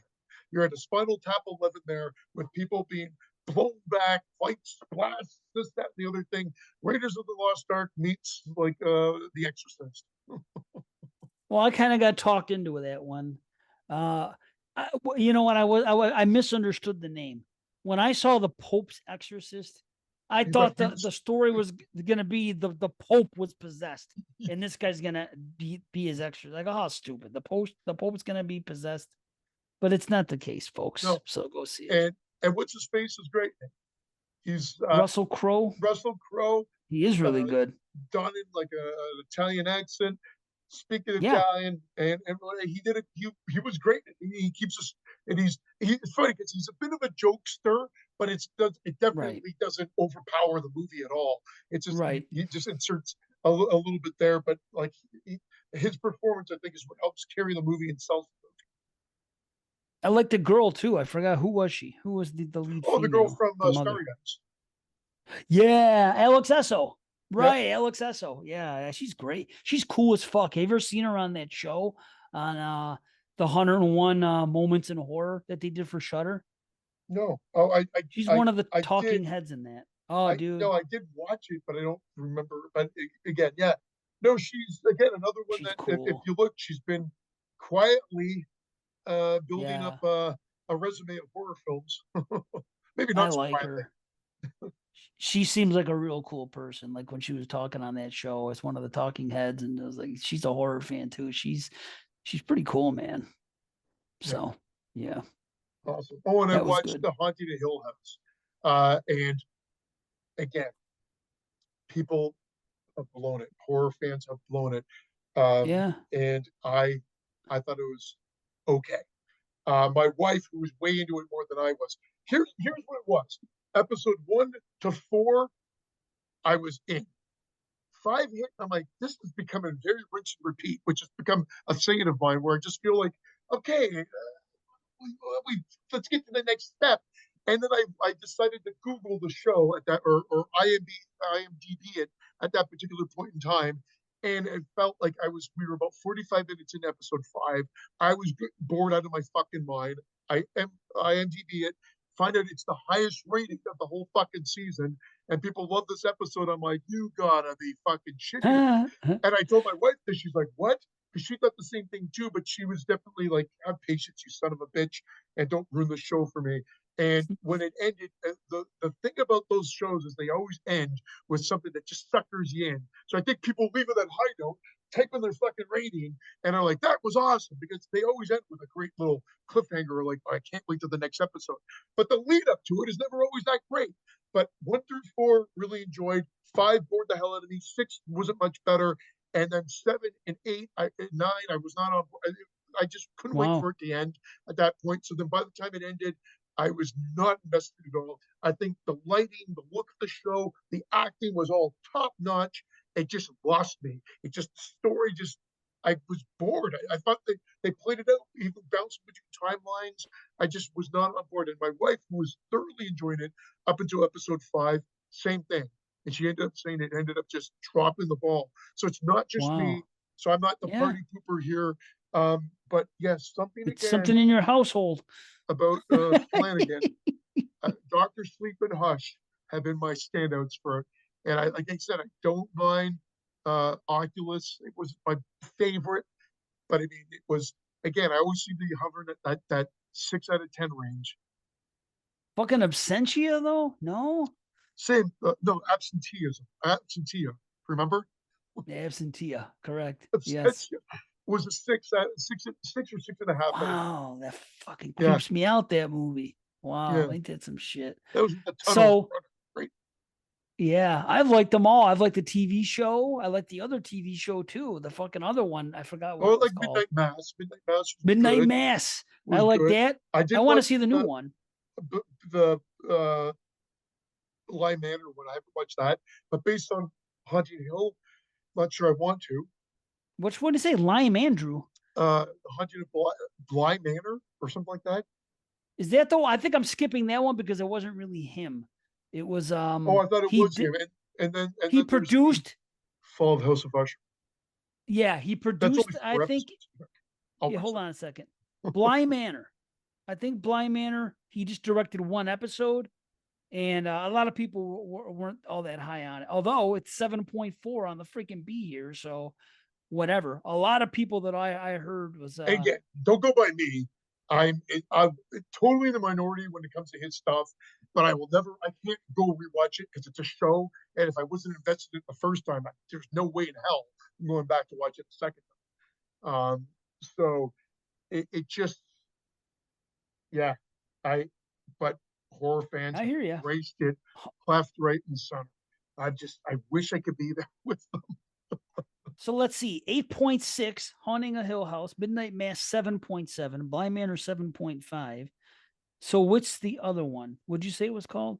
Fall of House of Usher. Yeah, that's the one I want to see. It's rated an 8. Wow. Four 8 episodes, out of right? It's 10. more of a mini series, I believe. 8 Four episodes. episodes is perfect. If Haunted a Hill House was condensed down to 5 episodes, how many episodes? Sorry, I talked right over. 8. 8, 8, Oh, 8 episodes. Yeah. Yeah. I mean, that's a series. I just for some Right. reason I just thought the storytelling there was some real cool aspects to it, but overall it was just I just fell out of it, fell right out of it. But I can't. The look was beautiful. It looked great, uh, and the acting was great. And I love Henry Thomas, so seeing him in anything, Always do. yeah, Yeah. like I just yeah. So it's great that I mean Flanagan. What I do love about Flanagan is I guess if he likes working with you, he'll be part of his troupe, and I Right respect on. that with a filmmaker because that's what I like to see. Meaning that if you like somebody, you'll see them, and he's used these people over and over and over again in his Right production. on. So Yep. no, No, it was that's great. fucking great stuff. That's great stuff. That's so I wanted to tell you, being that it's December, I am making an attempt this year to watch Christmas movies that I've never seen before. So I went on some lists last night, Like Four right? Christmases? No, all Christmases, just not horror, all. No, no, that Four Christmases is like I think it was like a romantic comedy one with Oh, um Legally Blonde Girl and Vince Vaughn. Reese Reese and Witherspoon and Vince. Vince Vaughn. Interesting. I don't know about that, but you would not believe. I should just read you the list. I wanted to find. I was like, okay, there's a bunch of Christmas movies I've never seen. Let me go to the lists. So I went. I at first I went to Tomatoes, and they had 100. And you're not gonna believe, because the first one I wrote down was Meet Me in St. Louis, #1, because it came up Oh as their yeah, #1 movie, which I've like never seen. like from way back when. Is that Yep, like from like the 40s or 50s? something like that. Yeah, I think I can't remember, but I'll look at the RT one in a minute. But Me Being St. Louis, Miracle on 34th Street, Claus, Klaus. You know what that one is? I guess it's the animated one from 2019. People love it. I don't know. See, I'm Oh, going by ratings and people love lists. that one with why can't I remember anybody's name? You talk about brain fucking fog. It's Kurt okay. who, Kurt that's the Russell? thing. Yeah, Yeah, he's on my list. It's called what is it called? people fucking love it. I put that on and I was like, this is fucking abysmal. And I turned it on. It just Wow. came out like a few years ago. They made a sequel to it. People loved it. Christmas Chronicles. Yeah. Okay, well, it's on my list. This is my Oh, list. people Meet Me in fucking loved St. Louis, Miracle on 34th Street, Claus, It's a Wonderful Life, Die Hard, even though my wife saw it and said Die Hard's not a Christmas movie. I go, well, everybody else insists it is. The Santa Claus, it. Yeah. Christmas Carol, one That of was the from original ones, haven't the seen town I it. grew up 8-Bit Christmas. I watched this one last night and it was fine. Very Muppet Christmas movie. Never saw that one. in. It Oh, came out in we watched a 2002. Muppet Christmas Carol.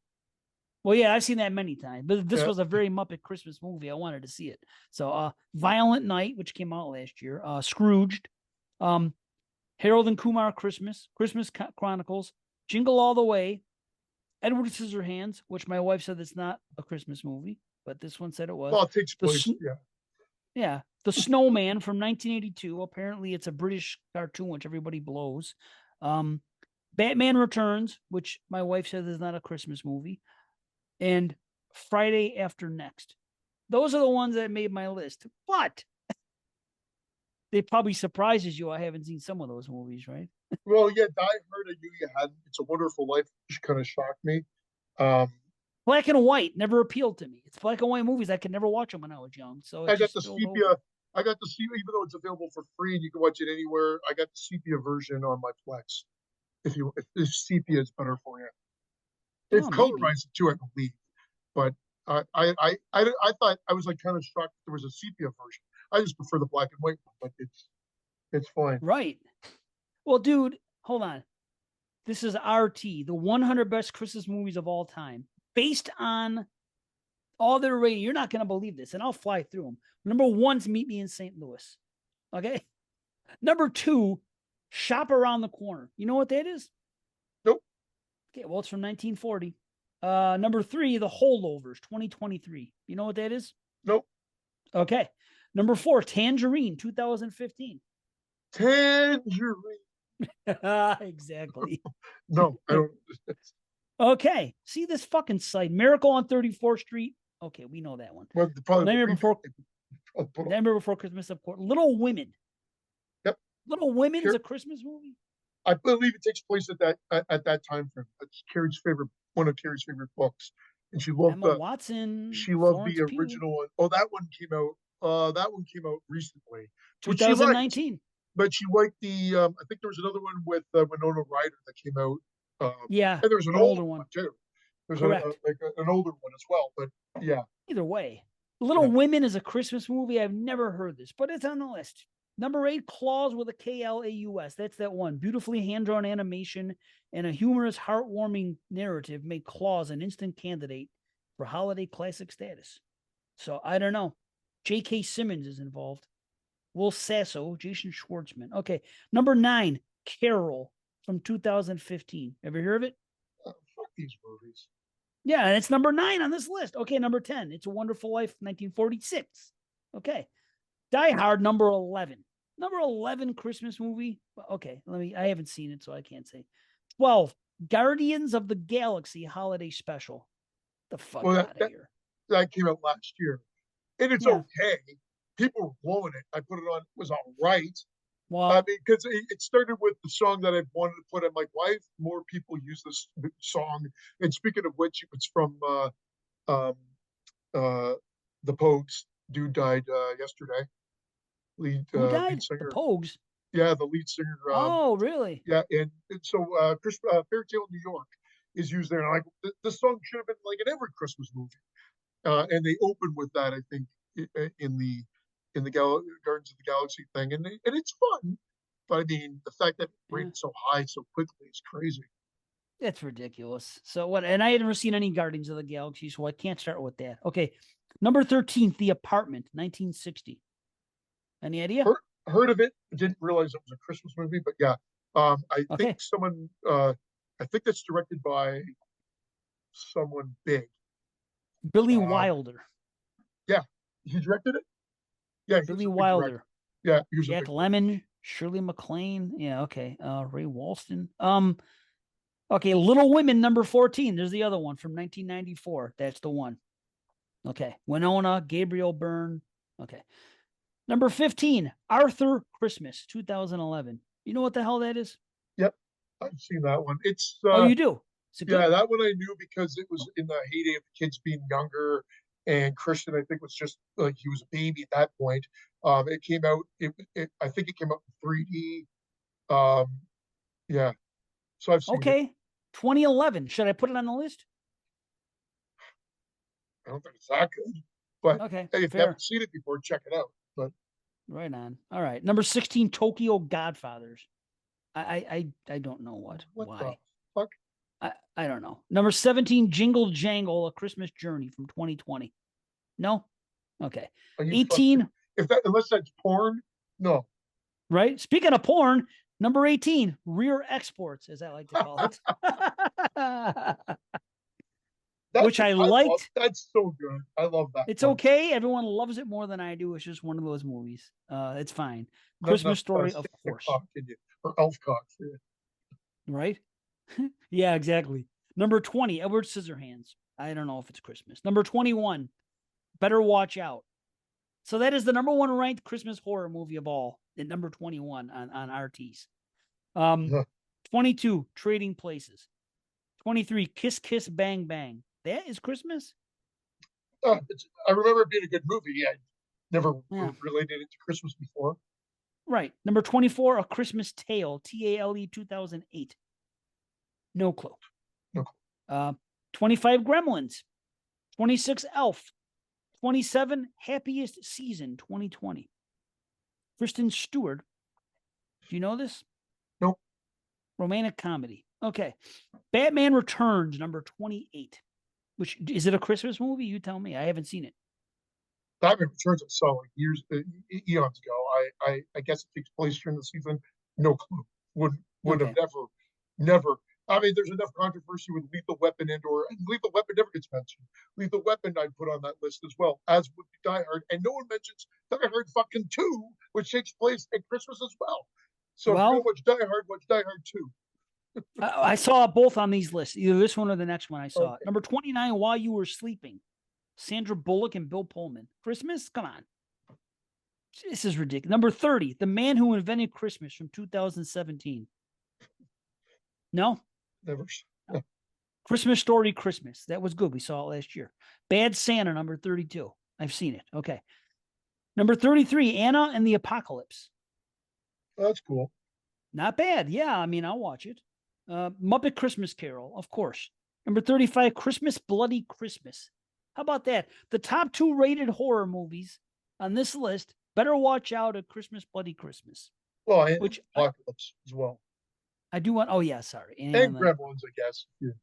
Yeah, true. Number 36, White Christmas. Oh, that's true. Kind of. 36, White Christmas, 1954. Okay. Bing Crosby. Danny fucking Kaye. All right, I'll watch it. I've never seen it. 37, Happy Christmas, 2014. Anna Kendrick.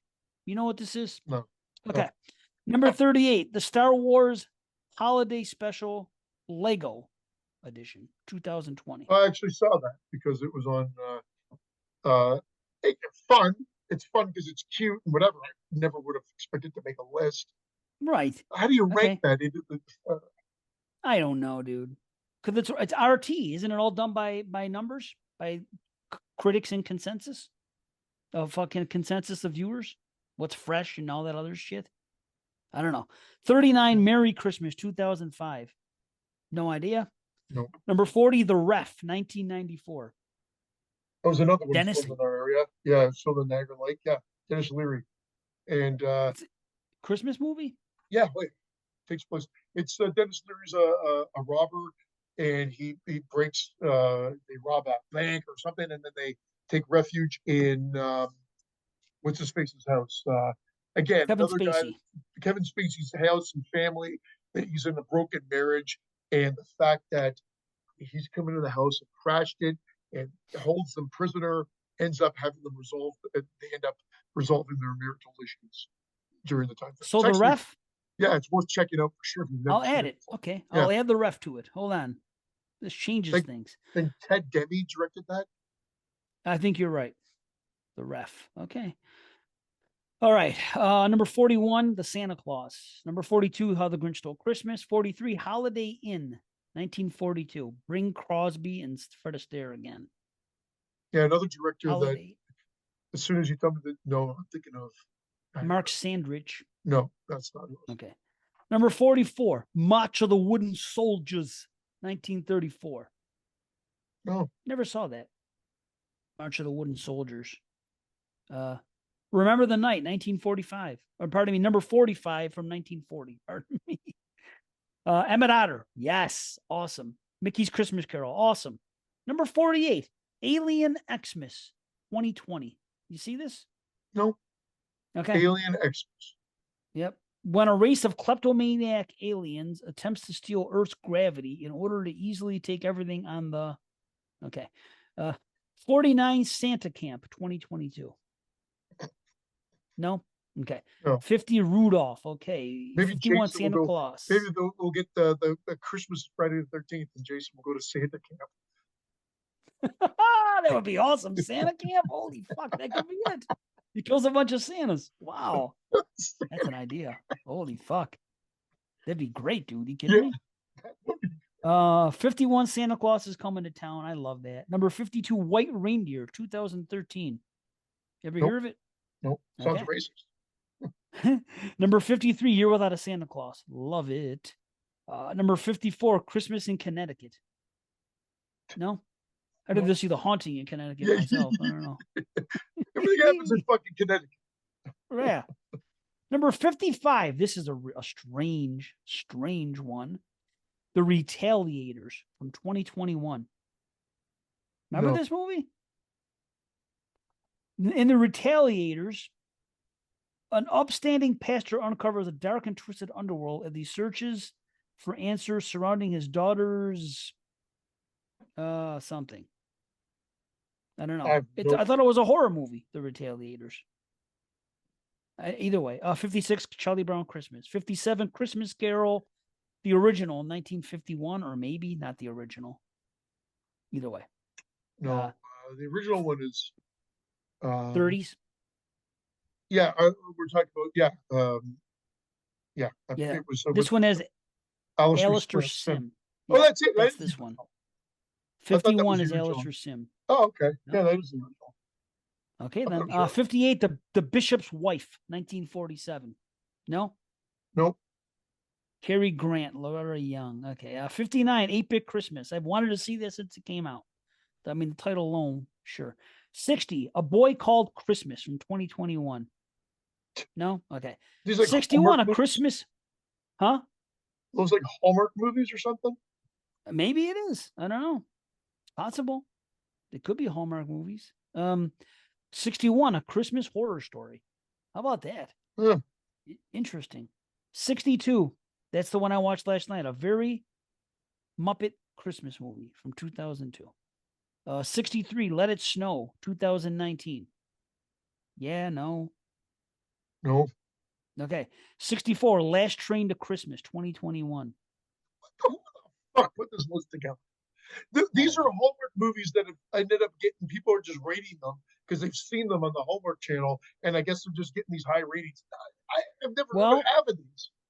this one is a Sky original, if that means anything to you. SKY. I don't know what that is. That's like a Tubi original for horror. I'm telling you right now. There you go. It's gonna be like the Okay. fucking like the shittiest of shitty Christmas. Number 65, Get Santa from 2014. You ever hear of that one? No. Okay. 66, Little Drummer Boy. Yeah. Okay. 67, Violent Night. I'll see it. I want to see it. Yeah. 68, A Castle for Christmas from 2021. Carrie Elways again. Oh my god. Directed by Mary Lambert. Oh, Wow. there she goes. And Brooke Shields is in it. Very interesting. Okay. Frosty the On, Snowman, 69. it's Hey on the now. list. 70, A Christmas Prince, 2017. No? No. Okay. 71, Black Christmas. There you Yeah. go. The original finally makes its way. 72, Something from Tiffany's. A Prime movie from 2022. Okay. 73, Spirited, 2022. Will Ferrell's in it. Ryan Reynolds? Oh yeah, that one came out. I tried to watch it. It's a musical. We got like 10 minutes in. I was like, nah, not for me. Okay. It's kind of like that one that I'm 74. seeing promoted right now with Eddie Murphy that will probably be on this list next year, where We it watched just it looks already. Candy Cane Lane. It looks fucking horrible. My wife Is it watched it good? already. She watched it already. I was going to get to it. She said it was okay. It was cute. She said, Okay. whatever. 74, The Best Man Holiday. I did like that movie. I like that series actually, The Best Man. Whatever. 75, Christmas Vacation. 76, The Noel Diary. Netflix movie from 2022. James Remar, Justin Hartley. No? Ring any bells? Okay. No. 77, Scrooged. All the way down to 77. I'll see it this year, though. The Night Before, 78 from 2015. No. Seth Rogen? No. No? No, you know Okay. what? That one, because you mentioned Seth Rogen, I don't think I've seen it, but I've heard of it. Joseph Gordon-Levitt, Seth Rogen, Anthony Mackie, Jillian Bell.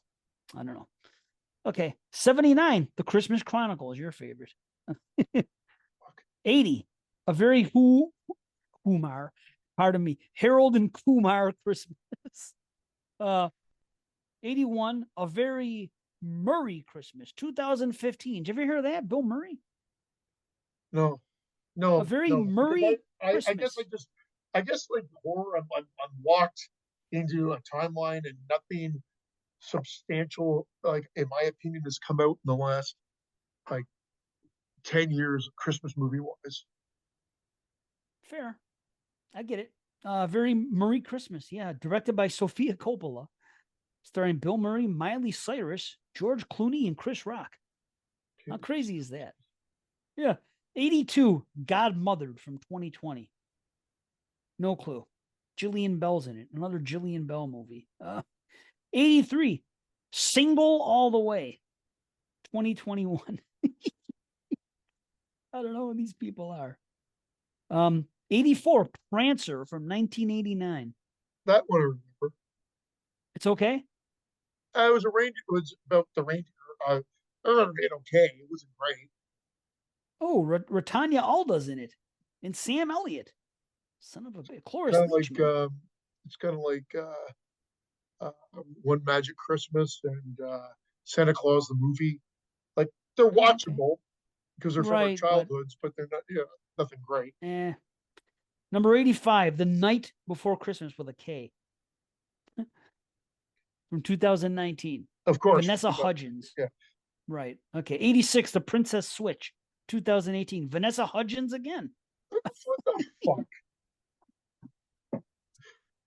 87, Detective Knight.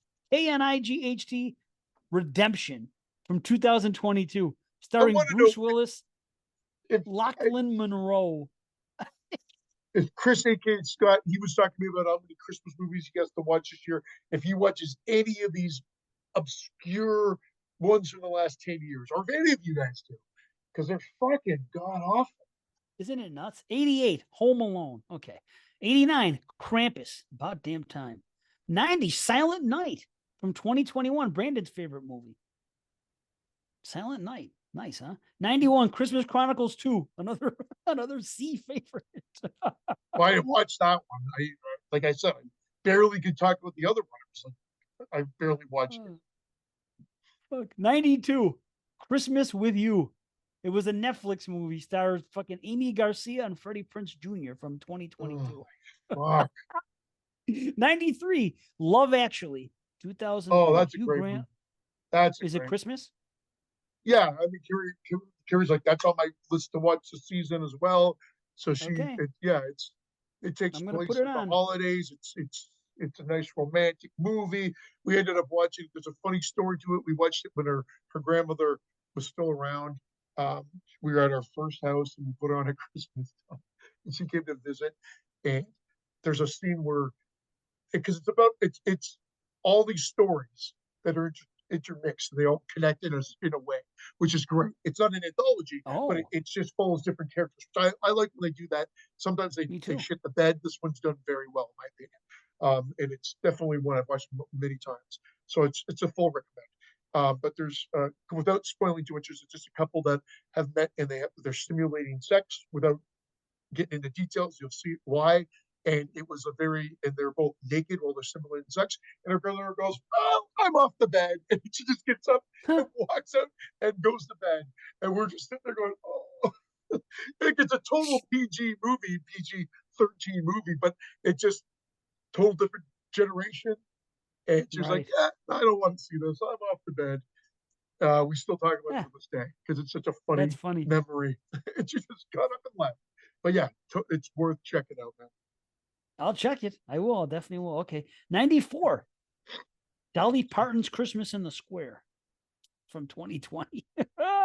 Okay, whatever. Number 95, Your Christmas or Mine, 2022.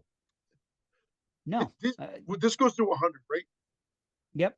And there's probably a good 40 that should be fucking booted right off this list. Right. Right. Number Yeah. 96, The Preacher's Wife. That was Christmas, huh? Wasn't that the porn they made in the X movie? What happened? Isn't that the porn they were directing in X? No, that'd be The Farmer's Daughter. Oh, the preacher's wife, the farmer's daughter. Yeah. The Midwest Yeah. farmer's daughter really make you feel all right. Okay. Number 97, Falling for Christmas 2022. Lindsay Lohan. Are you fucking bonkers? How could it be here? 90. It's got a 62% fucking whatever that is, a tomato. I don't know. 98, Miracle on 34th Street from 1994. Yeah, the remake Okay. it was decent. It was decent enough Yeah. remake. Meryl Wilson, Dylan McDermott, Elizabeth Perkins, Richard Attenborough. Okay. 99, A California Christmas from 2020. Another Netflix movie. I'm telling you, all those should be fucking omitted. But Right. And number 100, Dr. Seuss's The Grinch from 2018. now that's the live action one. Oh no, that's the cartoon. So you 2018. don't even have the original The Grinch, or is that too considered a short, so it wouldn't be on there? No, The Grinch is on there, the original. It was on Oh, there. it was I on said there. it. Oh, sorry. Yep. And then there's the Grinch, the live action one, which I actually don't like. That Ron Howard did, but my son loves it. So my wife watches it with him. It's too frantic, that movie. I'm not a big fan of it at all. And the Ron Howard one, the live action with Jim Carrey, but you don't have the Polar Express, which the only thing that someone could get annoyed by that is maybe the voices being a little annoying. But if you see that in 3D, it's a fucking it's bonkers. It's I saw it. Yeah. Yeah, I mean, there's so many left off here. I mean, from a horror standpoint, there's a ton left off. But Well, this is weird. There's another one here from a website called Time Out. 50 best Christmas movies of all time. Maybe this is better. We can't go through all of these. No, I'll rifle. I'll just Okay. rifle. I'll just say Right. what they are. It's a Wonderful Life, number 1. Die Hard, number 2. Uh, Gremlins, number 3. Elf, number 4. This ranking's all fucked up. Bad Santa, number 5. Home Alone, number 6. A Christmas Story, number 7. Edward Scissorhands, number 8.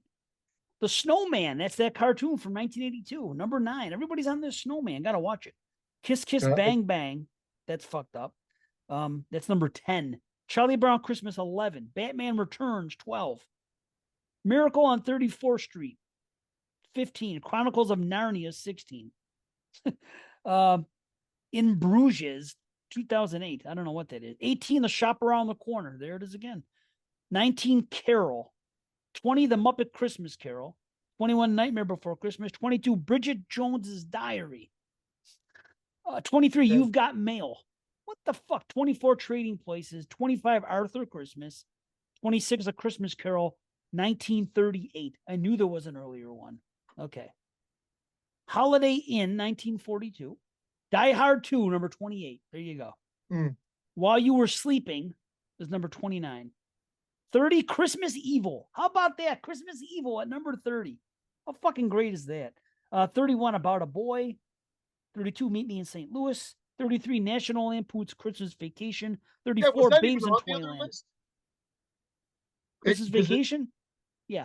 Yeah, it might have been. I went through it included quick because Yeah, it's something we know. And yeah. 34, Babes in Toyland. 35, Mickey's Christmas Carol. 36, A Christmas Tale. 37, White Christmas.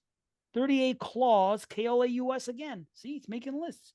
39, Krampus. Nice. Mhm. 40, Rear Exports. 41, Lethal Weapon. There you go. This Yeah. is the list for you. 42, The Family Stone. 43, Love Actually. 44, Black Christmas. 45, Christmas in Connecticut, along with The Haunting. 46, The Polar Express. There you go. Yeah. 47, The Holiday. 48, That's a good one, too. Rudolph. 49, The Santa Claus. And 50, Harry Potter and the Philosopher's Stone. First of all, it's the Sorcerer's Stone. I mean, you gotta. Every one of these lists is fucked one way or the other, and Yeah. there's no. I mean, just it's not even from a do you consider it a Christmas movie or not standpoint. It's just I don't know. There's just some fucked. Anyway. Oh well. Well, either way, it's given me, like I said, like I have 20 movies written down that I plan to watch now. This holiday, it's never going to happen, but I give because my wife was in the mood to watch Christmas stuff, and I'm just not. I'm never there. It takes me a long time to get in a Christmas feel. It just I don't have it December 1st. I'm sorry, I just don't. Yeah. It's just not in my. I'm not ready to relax yet, and be. I don't know. I'm just not there yet.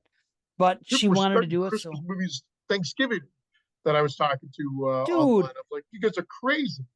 they I put guess not even fucking December Rudolph 1st yet. on. Dude, Rudolph was on like the 27th of November. How fucked up is that? To me, it's crazy. I went to at least December 1st. So we ended up watching three Yeah. yesterday. It just happened to be that way. And we'll end up watching probably some of them again. But we figured we were actually going to put Lethal Weapon on, but I'm like, oh no, I'm going to watch that later in the season. Yeah. So, but yeah, Well, yeah. We start with some, and then they usually get rewatched. The ones at the beginning get rewatched again closer to the actual day. yeah, I'm not ready yet. I want to watch some horror ones. I'm going to watch Dead End, Inside, Christmas, Red Christmas, Christmas, Bloody Christmas, and Better Watch Out. I'm going to watch those. Of course, I'm going to watch Krampus the day of. And of course, I'm going to attempt to watch Black Christmas, Christmas Eve, and Silent Night, Deadly Night. But we'll see. Yeah, the other ones are. I've thrown a P2 in there last few years as well, and I always watch Christmas Evil now. It seems like that's been the tradition. Yeah, it's great, man. No, Christmas. Just leading up to it just seems to be always in the rotation. I like that one. Again, it plays out not so much slasher, but you've got to watch. Right. Don't open until Christmas. Remember I told you about it last year? Yeah, you think I should watch it? I think you have to watch it because it's a slat. Like maybe it'll be Jallo, but it's direct. It's produced by the guys that were part of the Friday 13th, you'll see that. There's sleaziness to it. So yes, there's Okay. a lot of police presence, but when you from the first scene, you'll see that the vibe follows Friday the 13th, but with police presence and at Right. Christmas time instead. That's All different. right, Governor. Isn't it fucking British though? It is there is British, yes. That was my turn off. They have that all going on in the movie. You know, like those guys with those Sherlock Holmes hats coming around and stuff. Oh, it looks like there was been a murder here.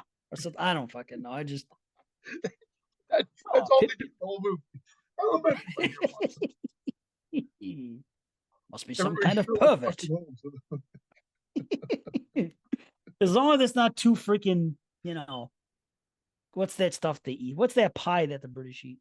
Oh, steak and kidney, Something like that. Just or like shepherds, or I don't know, whatever. shepherds, yeah. So it's too gimmicky with that shit going on there. I don't know if I could, hey, governor. You know what I mean? Looks like I There's used another a murder big there, knife. Ralph. You Oh, those know, fucking Brits. Will they it's a ever? big knife. Oh, you know what it sounded like? I sounded like fucking what's his name? Crocodile Crocodile Dundee. Dundee, yeah. Yeah, that's a knife. But he's Australian, right? Everybody mixes them up. Right, Yeah, I don't know. Warren? I don't know. Oh, by the way, because we kiboshed it right when this was all happening, because I don't think Halloween had hit yet, and we already had made the announcement we weren't going to be recording. So congratulations to Warren. He got married, Oh, and yeah, congrats. Oh, yeah, wow. it's all done. He's happy. Who would have known? Yay. Hey, enjoy it while you can, right? I just knocked over. I just knocked over my pole again, Warren. So that's good luck. That means everything. You're gonna have good luck because I knocked over my mic pole. There you go. That's all it And takes. The but pole. thanks for Knock over sticking the with us, pole. everybody. I got to get going, Dave. I Yeah, apologize. you do.